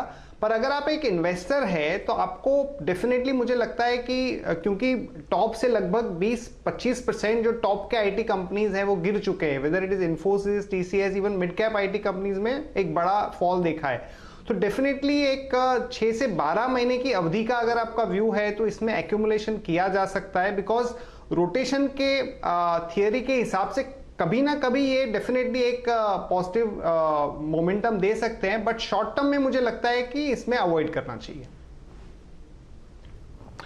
ओके, चलिए आईटी पे अगर आप देखें, आपने हेमांग जी का व्यू सुना। मार्केट से डे हाई 17,713 निफ्टी, और निफ्टी बैंक ऑलमोस्ट वो जो हमारी ट्रेजेक्ट्री थी 39,500 की, उस ट्रेजेक्ट्री की तरफ स्लिप होके आ चुका है। इंट्राडे हाई 39,450 का ऑलमोस्ट सुपर स्विंग। अब इस बाजार में और क्या क्या है ट्रेड करने लायक? गौरव बिस्सा जी के सौजन्य से आएगा आज का चार्ट का चमत्कार। गौरव, बाजार देखने में तो आसान है, लेकिन स्टॉक पे रिकमेंडेशन देने के बाद स्विंग निकालना थोड़ा सा मुश्किल होता है। बताइए आप क्या चेस कर रहे हैं इस वक्त? देखिए, अगर आप ओवरऑल स्ट्रक्चर देखेंगे तो ब्रॉडर मार्केट काफ़ी स्ट्रांग रहा है और पिछले 2-3 दिनों में स्टेबल भी रहा है, और आउट परफॉर्मेंस हमको वहीं पे देखने मिल रही है। तो मिड कैप और स्मॉल कैप स्टॉक्स है, वहाँ पे अभी भी अल्फा आपको जनरेट हो सकता है। लार्ज कैप्स अभी भी सेफ बेट आप कह सकते हैं, लेकिन जो अगर आपको चाहिए क्विक गेन्स मिल जाए तो मैं समझूंगा वहाँ पे एक फिलिपकार्बन है PCBL, जहाँ पे अगर आप देखेंगे तो काफ़ी अच्छा ब्रेकआउट आपको देखने मिला है daily as well as weekly chart में। वीकली चार्ट में अगर आप 2018 से टॉप पकड़ेंगे तो एक फॉलिंग ट्रेंड लाइन का एक ब्रेकआउट आपको देखने मिला है। डेली चार्ट से अगर आप देखते हैं तो 2021 से अगर आप देखेंगे अगस्त 2021 से साल भर का, तो वहाँ पे आपको एक अच्छा ब्रेकआउट देखने मिला है। कंसोलिडेशन उसको अच्छा बोल सकते हैं। प्राइस स्क्वीज देख सकते हैं, प्रीवियस स्विंग हाई जो बना था उसके ऊपर ये जा चुका है स्टॉक। तो यहाँ पे 130 के स्टॉप लॉस से आप बाय कर सकते हैं, 155 के इसमें लक्ष्य होंगे। चार्ट के चमत्कार आप देखें और आपकी स्क्रीन पे फिलिप्सकार्बन 247 पे ट्रेड करता हुआ सुपर स्विंग देता हुआ स्टॉक का। अब एक काम करते हैं, चलते हैं हेमांग जी के पास और उनसे लेते हैं मिड कैप फंड। हेमांग जी बताइए, आपको इस वक्त मिड कैप में सबसे ज़्यादा क्या इंप्रेस कर रहा है, क्या चीज़ करेंगे आप? मिड कैप के अंदर हमारी जो पसंदीदा स्क्रिप्ट है वो है मदरसन सुमी वायर सिस्टम, और इसके अंदर ये एक ऑटो एंसिलरी स्टॉक है और ऑटो सेक्टर का जो व्यू है वो हमारा काफी पॉजिटिव है। तो कहीं ना कहीं उसकी जो पॉजिटिव रब ऑफ इफेक्ट है वो ऑटो एंसिलरी के स्टॉक्स पे आ सकती है। और उसमें वायरिंग हार्नेस के अंदर एक लीडर कंपनी है, 40% की मार्केट शेयर है। इलेक्ट्रिक व्हीकल के अंदर भी एक कंपनी ने काफी अच्छा इन्वेस्टमेंट किया है, चेन्नई में एक नया असेंबली प्लांट लगाया है। तो मुझे लगता है कि ये कंपनी में डेफिनेटली एक मिड कैप स्टॉक के तौर पे इन्वेस्ट कर सकते हैं, और इसका हमारा जो प्राइस टारगेट है वो लगभग 95 रुपीस का है। मदरसन वायरिंग, जी हाँ, तो देखिए इस ग्रुप के और इस स्टॉक के आपने पिछले कुछ समय में चर्चे सुने भी होंगे। आपकी स्क्रीन पे 8140 पे जब से अगर आप देखिए निकला है इस स्पेस से, और इसकी अलग मतलब एंटिटी बनने के बाद का सबसे स्ट्रॉन्ग स्विंग इसने दिया है आज ही के दिन। ऑल दो इंट्राडे जो एक हाई लगा था वो लगा था 88 का, बट थोड़ा सा बैकफुट पे आ गया है। लेकिन मैं फिर कहूँगा कि बहुत छोटे टाइम फ्रेम में भी, क्योंकि डेटा इसका बहुत नहीं है, बहुत छोटे टाइम फ्रेम में भी 76 से लेकर जो 83 का क्लस्टर है ना, उसके हाईएस्ट जोन को अब ये पिछले 3 दिन से काटने की चेष्टा कर रहा है। टेक्निकल्स पे इसको समेटना बहुत मुश्किल है, बट स्टिल वो छोटी कैंडल्स में अगर आप देखें एक बहुत छोटे टाइम फ्रेम में भी इसकी प्राइस परफॉर्मेंस काफ़ी स्ट्रॉन्ग नजर आ रही है। बात करेंगे इस स्टॉक के बाद में काफ़ी, लेकिन यतिन के पास चलते हैं और डीलर्स क्या चेज कर रहे हैं इस बाजार में। एक स्ट्रॉन्ग डे और स्ट्रॉन्ग रिवर्सल था मार्केट में लोअर लेवल से, क्या चेज करना चाहिए कुछ देर में बात करेंगे। लेकिन मीनवाइल 39462 पे बैंक निफ्टी डे हाई पर है। एक बार आप लेके आइए अब हेवल्स। मानस, आपको याद होगा सुबह जब हम हॉट स्टॉक्स का डिस्कशन कर रहे थे तो उस वक्त डेडिकेटेड डिस्कशन हुआ था हमारा हेवल्स पे। बात यही हुई थी कि ऐसा अमूमन चार्ट आप लोकेट करने की, सर्च करने की कोशिश करते हो, और आप देखिए क्या गजब का स्विंग मिला। मानस, इसका अगला टारगेट क्या लग रहा है आपको? देखिए, इसका जो अगला टारगेट है वो 1420 1425 की रेंज में है। करंट लेवल से भी करीब 20-25 रुपए का आपको अपसाइड देखने को मिल सकता है। तो अपनी पोजीशन में बने रहिए, लेकिन ये बिल्कुल सही समय है जहां आपको अपना स्टॉप लॉस रिवाइज कर लेना बेहतर रहेगा। तो आपके स्टॉप लॉसेज अब 1375 के नीचे रहेंगे और टारगेट 1420 से 1425 की रेंज में रहेंगे। तो इसमें एक अच्छी खासी तेजी बनने के पूरे आसार बनते हुए हेवल्स पर नजरें रखिएगा। इंडेक्स भी स्क्रीन पर लेकर आते हैं, 17730 के लेवल्स आ चुके हैं। तो वीरू, अब आपको खिलाना पड़ेगा सभी हमारे दर्शकों, जानकारों को, दर्शकों तक पहुंचेंगे। उम्मीद तो किसी दिन हम पहुंचने की करेंगे। वैसी मोदक उकड़ी वाला जो मुझे लग रहा है आप कल ट्राई करेंगे मार्केट की छुट्टी के दिन। पिछली बारी पूरन पोली अटेम्प्ट की थी, अब की बारी मोदक अटेम्प्ट करिए। मोदक आ चुके हैं। मेरे घर से मेरी वाइफ ने मैसेज किया था कि शाम को बहुत भीड़ होती है, मिलता नहीं है, मोदक खत्म हो जाते हैं अमूमन, यहाँ पे लिमिटेड क्वांटिटी में बनते हैं, तो वो आ चुके हैं मेरे घर पे। मुझे लगा आप बनाने की कोशिश करेंगे, बनाने का कोई प्लान नहीं है आपकी बारी? नहीं, मैं हर्षदा मीठा नहीं बनाता हूँ, मुझे मीठा बहुत पसंद नहीं है। मैं बनाता हूँ नमकीन। अच्छा। और नमकीन का बात करने का दिन नहीं आज, तो इसी से काम चलाइए। चलिए, कोई नहीं। लेकिन हाँ, क्योंकि आपका ये टारगेट जिसकी आप बात कर रहे थे वो अचीव हुआ और उसके ऊपर काफी कंफर्टेबली ट्रेड बनता दिखाई दे रहा है। तो मोदक खाने वाला अवसर भी और भी अच्छा बनता, मजबूत बनता दिखाई दे रहा है। चलिए, अब डीलिंग रूम की बात की है तो वहां पर भी मुझे लग रहा है मोदक ही बट रहे होंगे आज की तेजी देखकर। यतिन, आज एक्चुअली में थोड़े बहुत व्हाट्सएप ग्रुप्स पे जहां हम अक्सर बातें करते हैं लोगों से, तो एक मेंबर कह रहा था कि आज कुछ चांस है क्या मार्केट के ट्रेडिंग टाइम को एक्सटेंड करने का। तो कभी कहते हैं कि ये एक्सटेंशन कर दो, कभी कहते हैं टाइम घटा दो, बट ये बाजार का नेचर है। और अगर हम बात करें तो फेस्टिव सीजन अच्छे स्ट्रॉन्ग नोट पे शुरू हुई है बाजार के लिए। नई सीरीज जो है वो काफी स्ट्रॉन्ग आपको दिखाई दे रही है। डीलिंग रूम्स की अगर आप माने तो 2 स्टॉक्स वो आज डिस्कस कर रहे हैं अपने डीलिंग रूम्स में। सबसे पहले दालमिया भारत, और सीमेंट स्टॉक्स में इन जनरल आपको थोड़ी बहुत शॉर्ट कवरिंग भी देखने को मिल रही है। बहरहाल अगर हम दालमिया भारत की बात करें तो यहाँ डीलिंग रूम्स को लगता है कि 1600 से 1650 तक के टारगेट्स आपको पोजिशनली देखने को मिल सकते हैं। और आज अगर ओपन इंटरेस्ट की बात करें तो 6% से बढ़ा हुआ है। अच्छे वॉल्यूम्स आज इस काउंटर में देखने को मिल रहे हैं बड़े दिनों बाद। तो ये एक स्टॉक फोकस पे है। दूसरा स्टॉक फोकस पे है वो Federal Bank. Mid tier banks की बात हम इतने दिनों से आवाज पे कर रहे हैं, लेकिन ये एक बैंक है जहां आज भी ओपन इंटरेस्ट में लगभग 7-8% का गेन हुआ है। लगभग 65 लाख शेयर्स ओपन इंटरेस्ट में ऐड हुए हैं और यहाँ 1-2 दिनों के BTST के लिए, यानी 1-2 दिन अगर आप इसको होल्ड करते हैं तो डीलिंग रूम्स का मानना है कि 120 से लेके 122 तक के लेवल्स आपको देखने को मिल सकते हैं। तो काफी अच्छी खरीदारी इन मिड टियर बैंक्स में, खास करके फेडरल बैंक जैसे काउंटर्स में दिखाई दे रही है। और हेमांग जानी भी कुछ देर पहले कह ही रहे थे कि फेडरल बैंक जैसे ट्रेड्स को आप इग्नोर ना करें, क्योंकि वहां पर काफी ज्यादा पोटेंशियल है और बढ़त का, और डीलर्स में भी इस आज उसी स्टॉक को लेकर सबसे ज्यादा चर्चा हुई है। तो लगे हाथ इस पर एक टेक चेक ले लेते हैं। फेडरल बैंक और दालमिया भारत। गावा साहब, फेडरल बैंक का चार्ट देखिएगा, 117 हो चुका है। पहले ये रो के 100 तक नहीं पहुंचता था, अब जब 100 के पार 117 के लेवल्स आ गए हैं, अगला पड़ाव क्या रह सकता है? ये स्टॉक हमने 1 बजे के शो पे डिस्कस किया था। यस, फेडरल बैंक में एक तेजी है। 116 का भी किसको लेना है तो अब भी ले सकते हैं। 116 का स्टॉप लगाइए। नेक्स्ट टेक्निकल लॉजिकल टारगेट 120 रहेगा। न्यू जोन पर ट्रेड कर रहा है तो यहाँ पर तो रेसिस्टेंस तो है नहीं, तो मेरे ख्याल से 120 ही पार कर लेगा, मैटर ऑफ टाइम। के लेवल्स का इंतजार यहाँ पर बनता है और निफ्टी बैंक भी स्क्रीन पर लेकर आते हैं। 39,500 का जिक्र हुआ था, 39,532 के लेवल्स पर, तो 1200 अंकों की बढ़त, इनफैक्ट 1255 अंकों की तेजी आज के दिन निफ्टी बैंक ने अपने नाम कर ली है। हम बात कर रहे थे फेडरल बैंक की। इनफैक्ट इस समय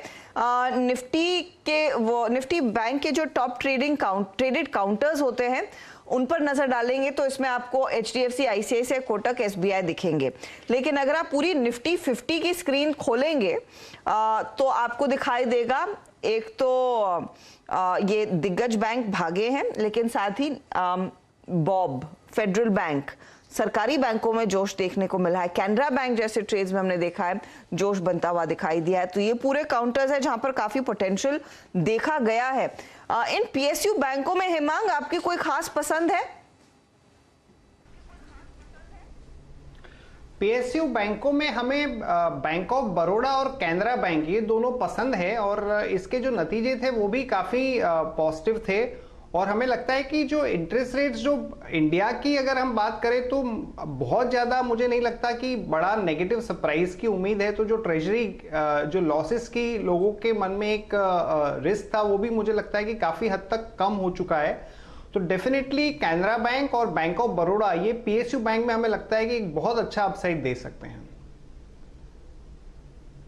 कैनरा बैंक आपकी स्क्रीन पे। Canara bank mid cap banking में PSU बैंकिंग बास्केट में सबसे ज्यादा बातचीत किया हुआ स्टॉक है पिछले 6 महीने में, आपको बता रहा हूं मैं। खैर, आपको याद होगा 12 बजे 2 बजे भी जब हर्षदा में डिस्कशन कर रहे थे तो एक बात यही हुई थी कि इस शॉर्ट कवरिंग का कोई ऐसा पैमाना नहीं है कि आप इसे जज कर पाए। एक बार हवा में लग गई तो लग गई। और याद रखिएगा, इस कार्यक्रम में भी भले ही हमने अलग अलग स्टॉक्स लिए, उनमें अच्छा मूव मिला, की है IT की शॉर्ट कवरिंग। आप जरा पिछले 1 घंटे का चार्ट देखिए निफ्टी IT का। पिछले 1 घंटे में ये इंडेक्स करीब 550 से 750 अंक हो गया। 250 से लेकर करीब 35 तक इस इंडेक्स में मूव आया है 150 पॉइंट का। तो ये जो आप देख रहे हैं ना, आखिरी के 70 पॉइंट अबव 710 स्पॉन्सर किए हैं निफ्टी IT ने। और अगर आप 2 बजे से भी जज करें तो 2 बजे से भी 297 से लगभग जो 250 पॉइंट का स्विंग आया है, उसने ये आखिरी की निफ्टी की रैली को स्पॉन्सर किया है। सही महीने में बाजार के और कोई ऐसे तबके नहीं थे जिन्होंने इतना मूव दिया हो, लेकिन हाँ, इट वॉज निफ्टी IT। अच्छा, एक स्टॉक और HDFC बैंक को लेके आइएगा। देखिए, HDFC बैंक अभी भी अगर आप रेस्ट ऑफ बैंक से कंपेयर करें तो ये बहुत ही सोया हुआ, बहुत ही ठंडे बस्ते में पड़ा हुआ स्टॉक है। बट आज इसने एक बहुत स्ट्रॉन्ग पुल बैक दिया। कहाँ आपका ICICI bank at all time high, कहाँ आपका SBI at all time high, and still HDFC bank अपने ऑल टाइम हाई यानी 1721 से लगभग आप समझ लीजिएगा कि 230 रुपये नीचे ट्रेड कर रहा है। मानस, इस कैंडल ने आपको थोड़ा सा एंकरेज किया है क्या कि हाँ, ये 1500 के जोन को बाइसेक्ट कर सकता है? आपका टेक? अगर आप पिछले 2-3 मंथ की बात करिए तो जब भी हम लोग बैंकिंग की बात करते थे तो या तो ICICI बैंक की बात करते थे या तो एक्सिस बैंक की बात करते थे। HDFC बैंक में उस तरह के पैटर्न्स नहीं बन रहे थे। लेकिन आज के जो कैंडल है उससे कॉन्फिडेंस जरूर आया है, क्योंकि 200 मूविंग एवरेज पे स्टॉक ने सपोर्ट लिया, बाउंस बैक देखने को मिला। 1480 का जो रेजिस्टेंस है वो ब्रीच हुआ है। मेरा समझना है कि अब आपको शायद पहले तो 1525 1535 की रेंज देखने को मिलेगी, और अगर थोड़ा सा समय ज्यादा होगा तब शायद आपको 1580 तक के भाव भी देखने को मिल जाएंगे। तो फिलहाल के लिए 1525 के टारगेट के लिए खरीदारी करनी चाहिए 1470 के स्टॉप लॉस के साथ।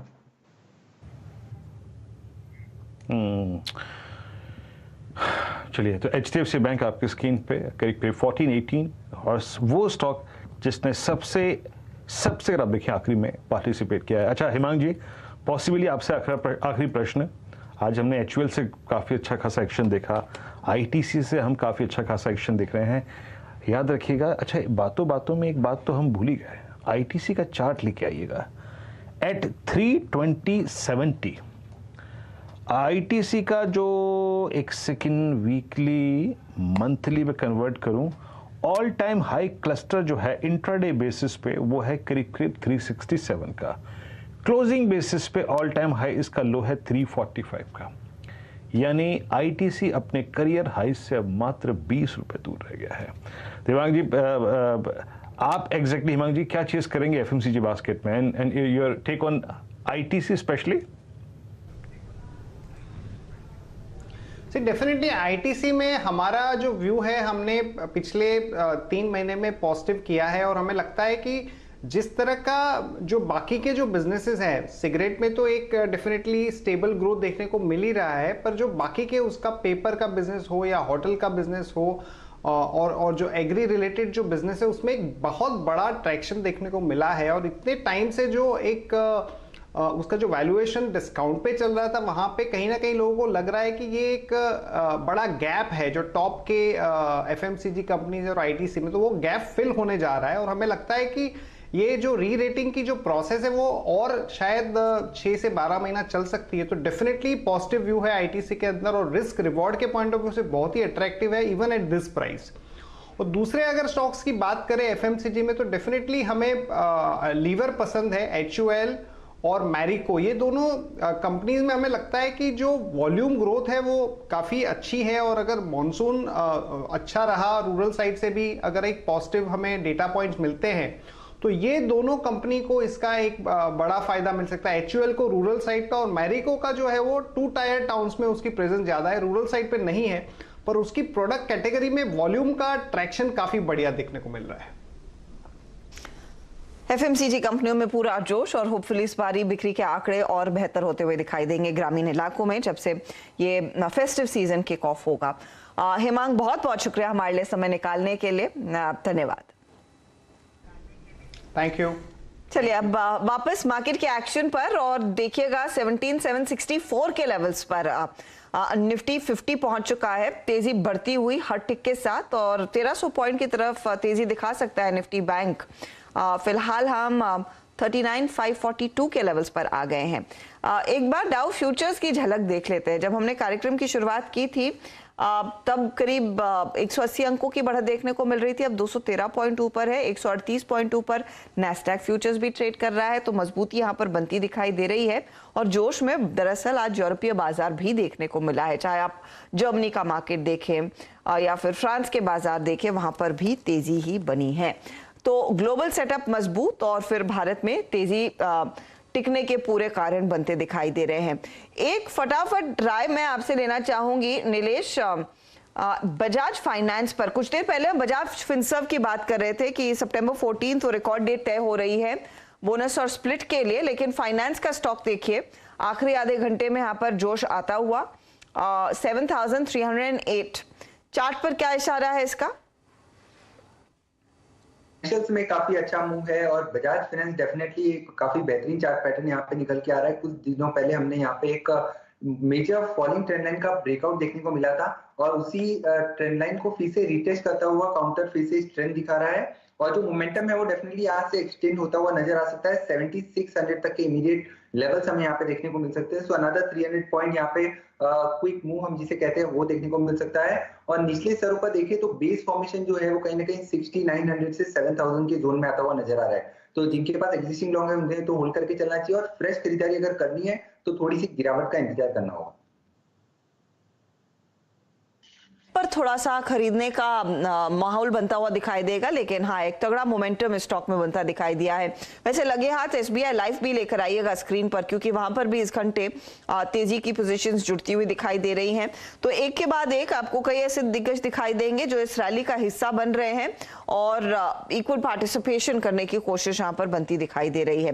फिनसर्व और finance top traded counters B2 जो हम कहते हैं उनमें तेजी मजबूत है। चलिए अब ऐसे में BTST या STBT याद रखिएगा, कल भारतीय बाजार बंद है गणेश चतुर्थी के चलते, तो जो भी आप ट्रेड लेंगे आप कैरी करेंगे थर्सडे के लिए, एक्सपायरी वाले दिन के लिए। मानस, ऐसे में बताइए क्या करने का इरादा? देखिए, बैंकिंग क्षेत्र के साथ ही जाएंगे और ICICI बैंक को लेके जाएंगे, क्योंकि यहाँ पर अब एक क्लोजिंग बेसिस पे देखिए तो एक ब्रेकआउट लगता है आ चुका है। वॉल्यूम बेहतर देखने को मिले हैं तो फ्रेश ब्रेकआउट है, इसलिए टारगेट करीब रखेंगे 1020 के टारगेट के लिए खरीदारी करेंगे। 920 के टारगेट के लिए खरीदारी करेंगे।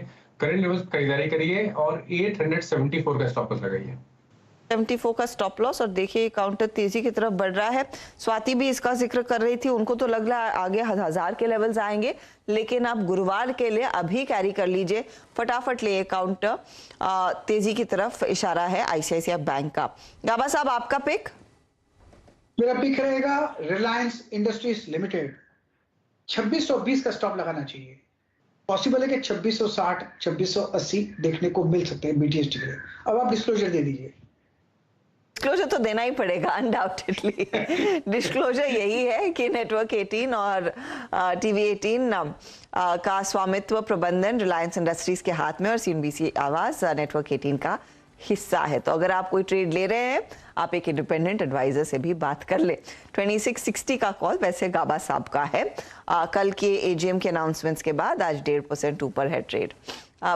मयूरेश बताइए आप क्या ट्रेड लेंगे? इंडिया का स्क्रीनर है न्यू हाई इन RS, जो रिलेटिव स्ट्रेंथ होती है, जो हमारी मार्केट्स पे टीम ने मुझे एक स्टॉक बताया ITD सीमेंटेशन। नई RS लाइन हिट हो चुकी है कल के ट्रेडिंग सत्र में और मुझे लगता है मोमेंटम शायद कंटिन्यू होगा, क्योंकि जो की पिवट लेवल थे 98 99 उसके ऊपर स्टॉक कल निकल चुका है। From a fundamental perspective supporting the technicals, order book 20,000 crore के आसपास है। अगर आप एबिटा देखें ये तिमाही की तो 100 करोड़ के आसपास EBITDA आई थी, which is one of the highest in the past few quarters. EBITDA margin 9-10% में रहने की उम्मीद हम रख सकते हैं। डेट इक्विटी 0.5 से 0.35 की तरफ आई है and that reduction itself is very very healthy cash flows के लिए। और जो सरकार खर्चा करेगी इन terms of capital account over the next year and half, जैसे जनरल इलेक्शंस नजदीक आएंगे, वो मैरीटाइम स्ट्रक्चर हुए, पोर्ट्स हुए, इंडस्ट्रियल बिल्डिंग हुई, मुंबई मेट्रो की जो टनलिंग के काम ये कर रहे हैं, वेस्ट एंड वेस्ट वाटर जहाँ पे अच्छा खासा एलोकेशन बजट में हो सकता है। मुझे लगता है आई थिंक अच्छी खासी ऑर्डर बुक में इजाफा हो सकता है। Execution is becoming better with 9 to 10% margin. मुझे लगता है cash EPS and overall consolidated EPS बहुत जोरदार तरीके से ग्रो हो सकता है। तो मुझे लगता है technically very strongly placed as पर आवर स्क्रीनर्स और fundamental reasons to support. ITD cementation ये आपका अगर देखिए प्रेफर्ड कॉल 105 पे ट्रेड करता हुआ आज याद रखिएगा स्ट्रॉन्ग मूव। और एक इस चार्ट के बारे में बात ज़रूर कहनी चाहिए कि अगस्त 2019 से लेके अब तक, अगस्त नहीं इनफैक्ट यस अगस्त 2019 से लेके अब तक, यानी 19 से 20, 20 से 21, 21 से 22, ये 3 साल का ब्रेकआउट है इस स्टॉक में। और उस ब्रेकआउट पॉइंट पे जिस तरीके के वॉल्यूम्स, मतलब 3 साल की ट्रेजेक्टरी से बाहर निकलने के लिए आपको जिस प्रकार के वॉल्यूम्स की ज़रूरत थी अराउंड द एज लास्ट 1 महीने में, वो विजिबल हैं। तो मयूरेश जी की कॉल टेक्निकल ग्राउंड पे भी वेटेज रखती हुई। खैर नीलेश, आपका ट्रेड आप क्या कैरी करेंगे? बिल्कुल बहन जी, देखिए खरीदारी पे ही फोकस है और खरीद के चलने की सलाह होगी L&T को। फोकस दिग्गज कंपनियों पे ही रखना होगा। जिस हिसाब से आज के सेशन में पार्टिसिपेशन दिग्गज शेयरों में देखने को मिला है, तो ये मोमेंटम कैरी फॉरवर्ड होना चाहिए गोइंग फॉरवर्ड। L&T में एक ट्रायंगल फॉर्मेशन का ब्रेकआउट आता हुआ नजर आ रहा है। 1900 के आसपास ये ब्रेकआउट हुआ था, तो करंट लेवल पे यहाँ पे भी एक कॉल ऑप्शन के जरिए खरीदारी करने की सलाह होगी। 1940 का कॉल ऑप्शन जो 40-42 के रेंज में चल रहा है, इसे खरीद के चल सकते हैं। ऊपरी स्तरों पर 55 से लेके 60 तक का मूव हमें यहाँ पे देखने को मिल सकता है। 34 रुपीज के आसपास का यहाँ पे स्टॉप लॉस रखना होगा। तो L&T में अंडरलाइन में अगर कोई खरीदारी करता है तो उसके लिए टारगेट्स को ध्यान में रख के चलना होगा 1960 का।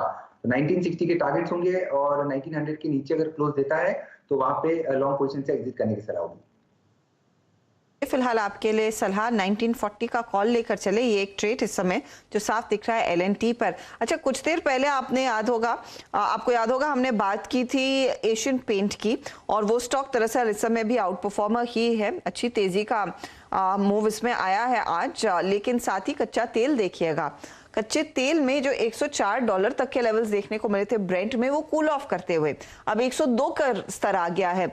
ये भी एक फैक्टर है जो एशियन पेंट को थोड़ा सा सपोर्ट देता है।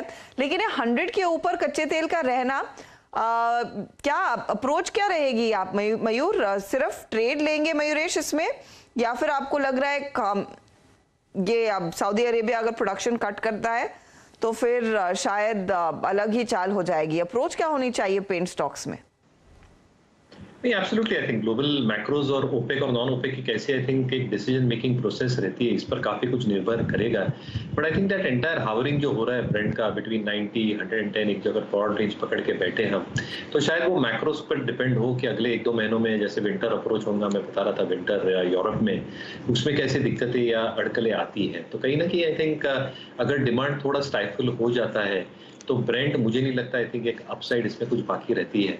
And with the kind of dynamics with lower Brent Indian context में बहुत बढ़िया रहता है। दूसरा ये समझना चाहिए कि पेंट कंपनीज या जो भी कंपनीज क्रूड और क्रूड डेरिवेटिव्स को यूज करती है, उनकी जो इन्वेंट्रीज है एक थोड़ा पार्शियल इफेक्ट Q2 में दिखेगा, but with prices coming down specifically I think Brent derivatives के लैग के साथ कम होते हैं, इसलिए ये लोग प्राइस इंक्रीजेस पे लैग के साथ ही लेते हैं। But if prices stay down जैसे हमें लग रहा है, मुझे लगता है इन्वेंट्री कॉस्ट अच्छी खासी कम होनी चाहिए। और सेकंड हाफ में क्योंकि हमने पेंट्स की जिक्र की, दिवाली और जो फेस्टिव सीजन आता है, जो रीपेंटिंग डिमांड जीडीपी को मिरर करेगा, मुझे लगता है एक 9 से 10% की वॉल्यूम ग्रोथ तो जो ये कंपनीज ने उससे भी ज्यादा दी है पिछले कुछ तिमाहियों में, ये बिल्कुल मुमकिन हो सकती है, जो ऑपरेटिंग लेवरेज ला सकती है इनके बैलेंस शीट्स के ऊपर। तो lower cost inventory second half से बहुत फायदेमंद रह सकती है सारी पेंट कंपनीज के लिए। एशियन हुआ, बर्जर हुआ, I think that should have strong tailwinds for this sector. Paint कंपनियों के लिए एक बहुत बढ़िया माहौल पेंट से जुड़ा हुआ नहीं है, लेकिन दूसरा कॉस्मेटिक्स वाला ट्रेड आपकी स्क्रीन पर लेकर आएंगे, वो है नायका का। इसमें भी बहुत तगड़ी तेजी देखने को मिली है। 1400 के लेवल्स एक बार फिर स्टॉक ने देख लिए हैं, और आज देखिए दोपहर में ही स्टॉक में पूरी जान नई तेजी बनती हुई दिखाई दी। तगड़ा वॉल्यूम एक्शन है, प्राइस एक्शन तो स्क्रीन पर विटनेस आपने किया ही है। अब गाबा साहब बताइए, नायका में आगे क्या होगा? ये स्टॉक एक बहुत तगड़े मोमेंटम में आज लौटा है। वेल, सेटअप बेसिकली नेगेटिव है, लेकिन पिछले 2-4 महीने से लगता है कि लोअर लेवल्स में नायका में 1300 के आसपास सपोर्ट है। क्या ये सपोर्ट होल्ड कर सकता है? यस, सपोर्ट होल्ड कर सकता है, लेकिन उसका कंफर्मेशन मिलेगा रिवर्सल का जब वो 1500 पार कर लेगा। अब ट्रेड कर रहा है 1400, मतलब 100 रुपए का जर्नी उसको अब भी ट्रेवल करना है। वहां पर उसके कंफर्मेशन मिल जाएगा कि मैं ऊपर जा रहा हूं, फिर जाएगा करीब 1800 के करीब। तो अपू तो है, तो डाउनसाइड लिमिटेड है। एग्रेसिव ट्रेडर को ले लेना चाहिए। स्टॉप होगा 1350 का, बस 1500 पार करना है तो रिस्क रिवॉर्ड रेशियो यहां पर भी फेवर बन जाता है। तो एक ट्रेड बनता है नायका में on an aggression side, yes, लेना चाहिए।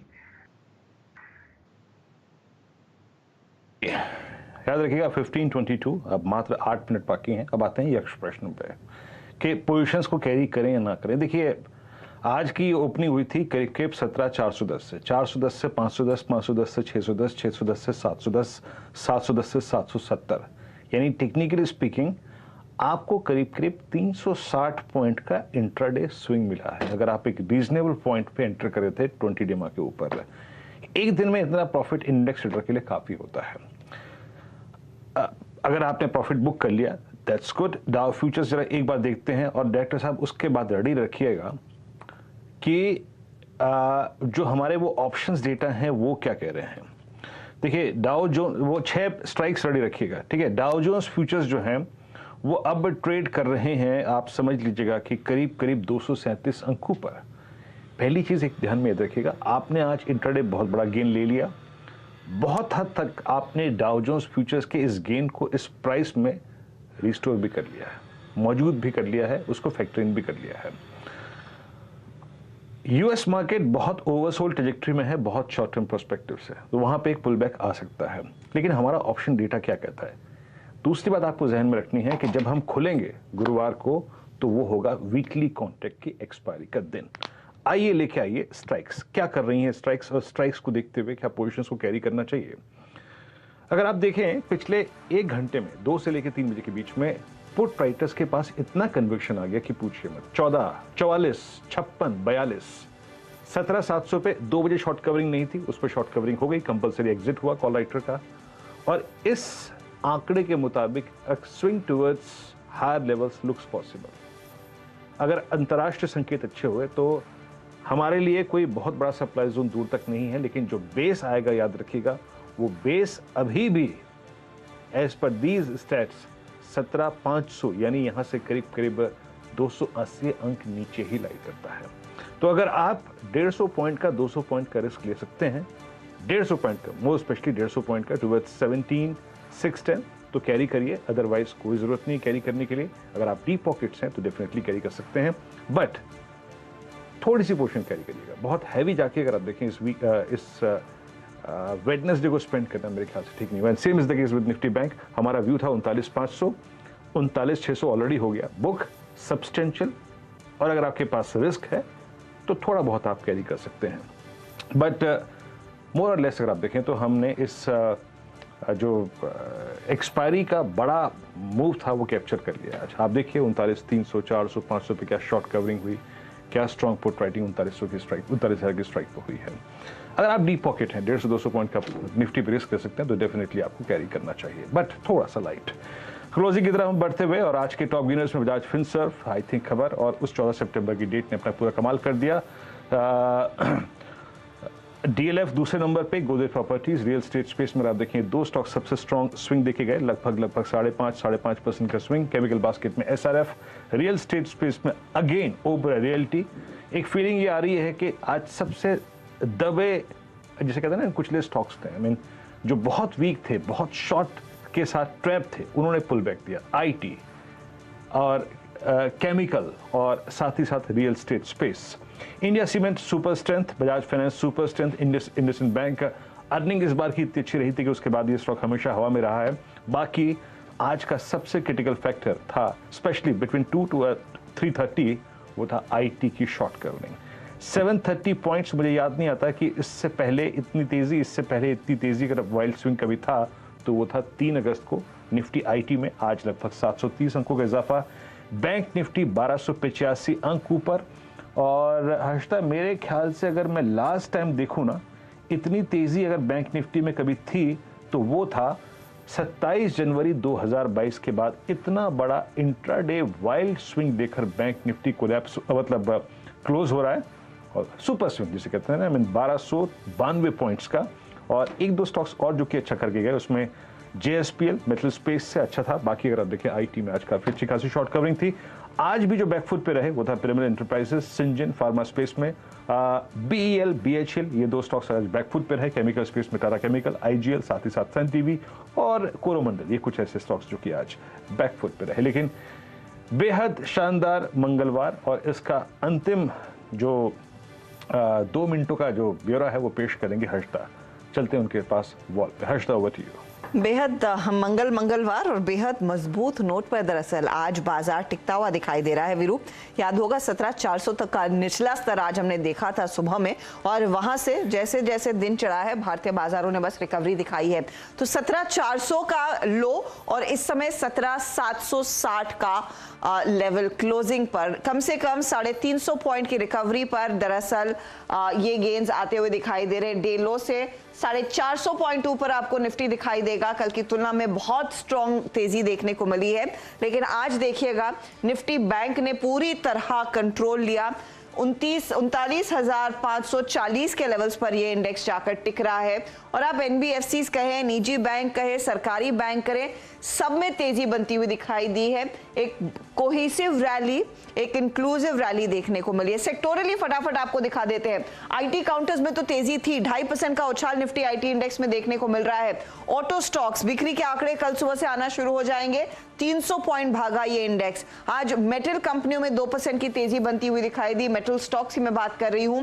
फार्मा देखिए और एफएमसीजी काउंटर्स में जब HUL, एशियन पेंट जैसे ट्रेड्स, ITC जैसे ट्रेड्स चले हैं तो 800-900 पॉइंट तक की बढ़त निफ्टी एफएमसीजी इंडेक्स ने दिखाई। रियल्टी काउंटर्स में भी DLF, मैक्रोटेक, ओबरॉय जैसे ट्रेड्स थे जहां पर आज के दिन तेजी जरूर बनी है। एडवांस डिक्लाइन रेशियो इसीलिए पूरी तरह से इन द ग्रीन। 2000 से ज्यादा बढ़ने वाले शेयर, गिरने वालों की संख्या महज 700 के आसपास रह गई और 1500 पॉइंट की तगड़ी तेजी सेंसेक्स ने भी अपने नाम कर ली। एक बार फिर हम 59,000 के ऊपर टिकते हुए दिखाई दिए हैं। लेकर आइएगा हीट मैप जो आपको क्लियरली दिखाएगा कितना जोश, कितनी तेजी देखने को मिली है। इस स्क्रीन को देखकर एक बात साफ है, आज लॉन्ग और सिर्फ लॉन्ग के ट्रेड्स पर जानकारों ने फोकस किया है, शॉर्ट कवरिंग नहीं, ये लॉन्ग के ट्रेड्स देखने को मिले हैं। बजाज फाइनेंस और बजाज फिनसर्व, ये B2 ट्विंस जहां पर हमने देखा काफी तगड़ी तेजी देखने को मिली। 5.5% ऊपर फिनसर्व, तो फाइनेंस में हमने देखा है 5% तक के गेन्स। इसके बाद आते हैं HDFC और HDFC बैंक।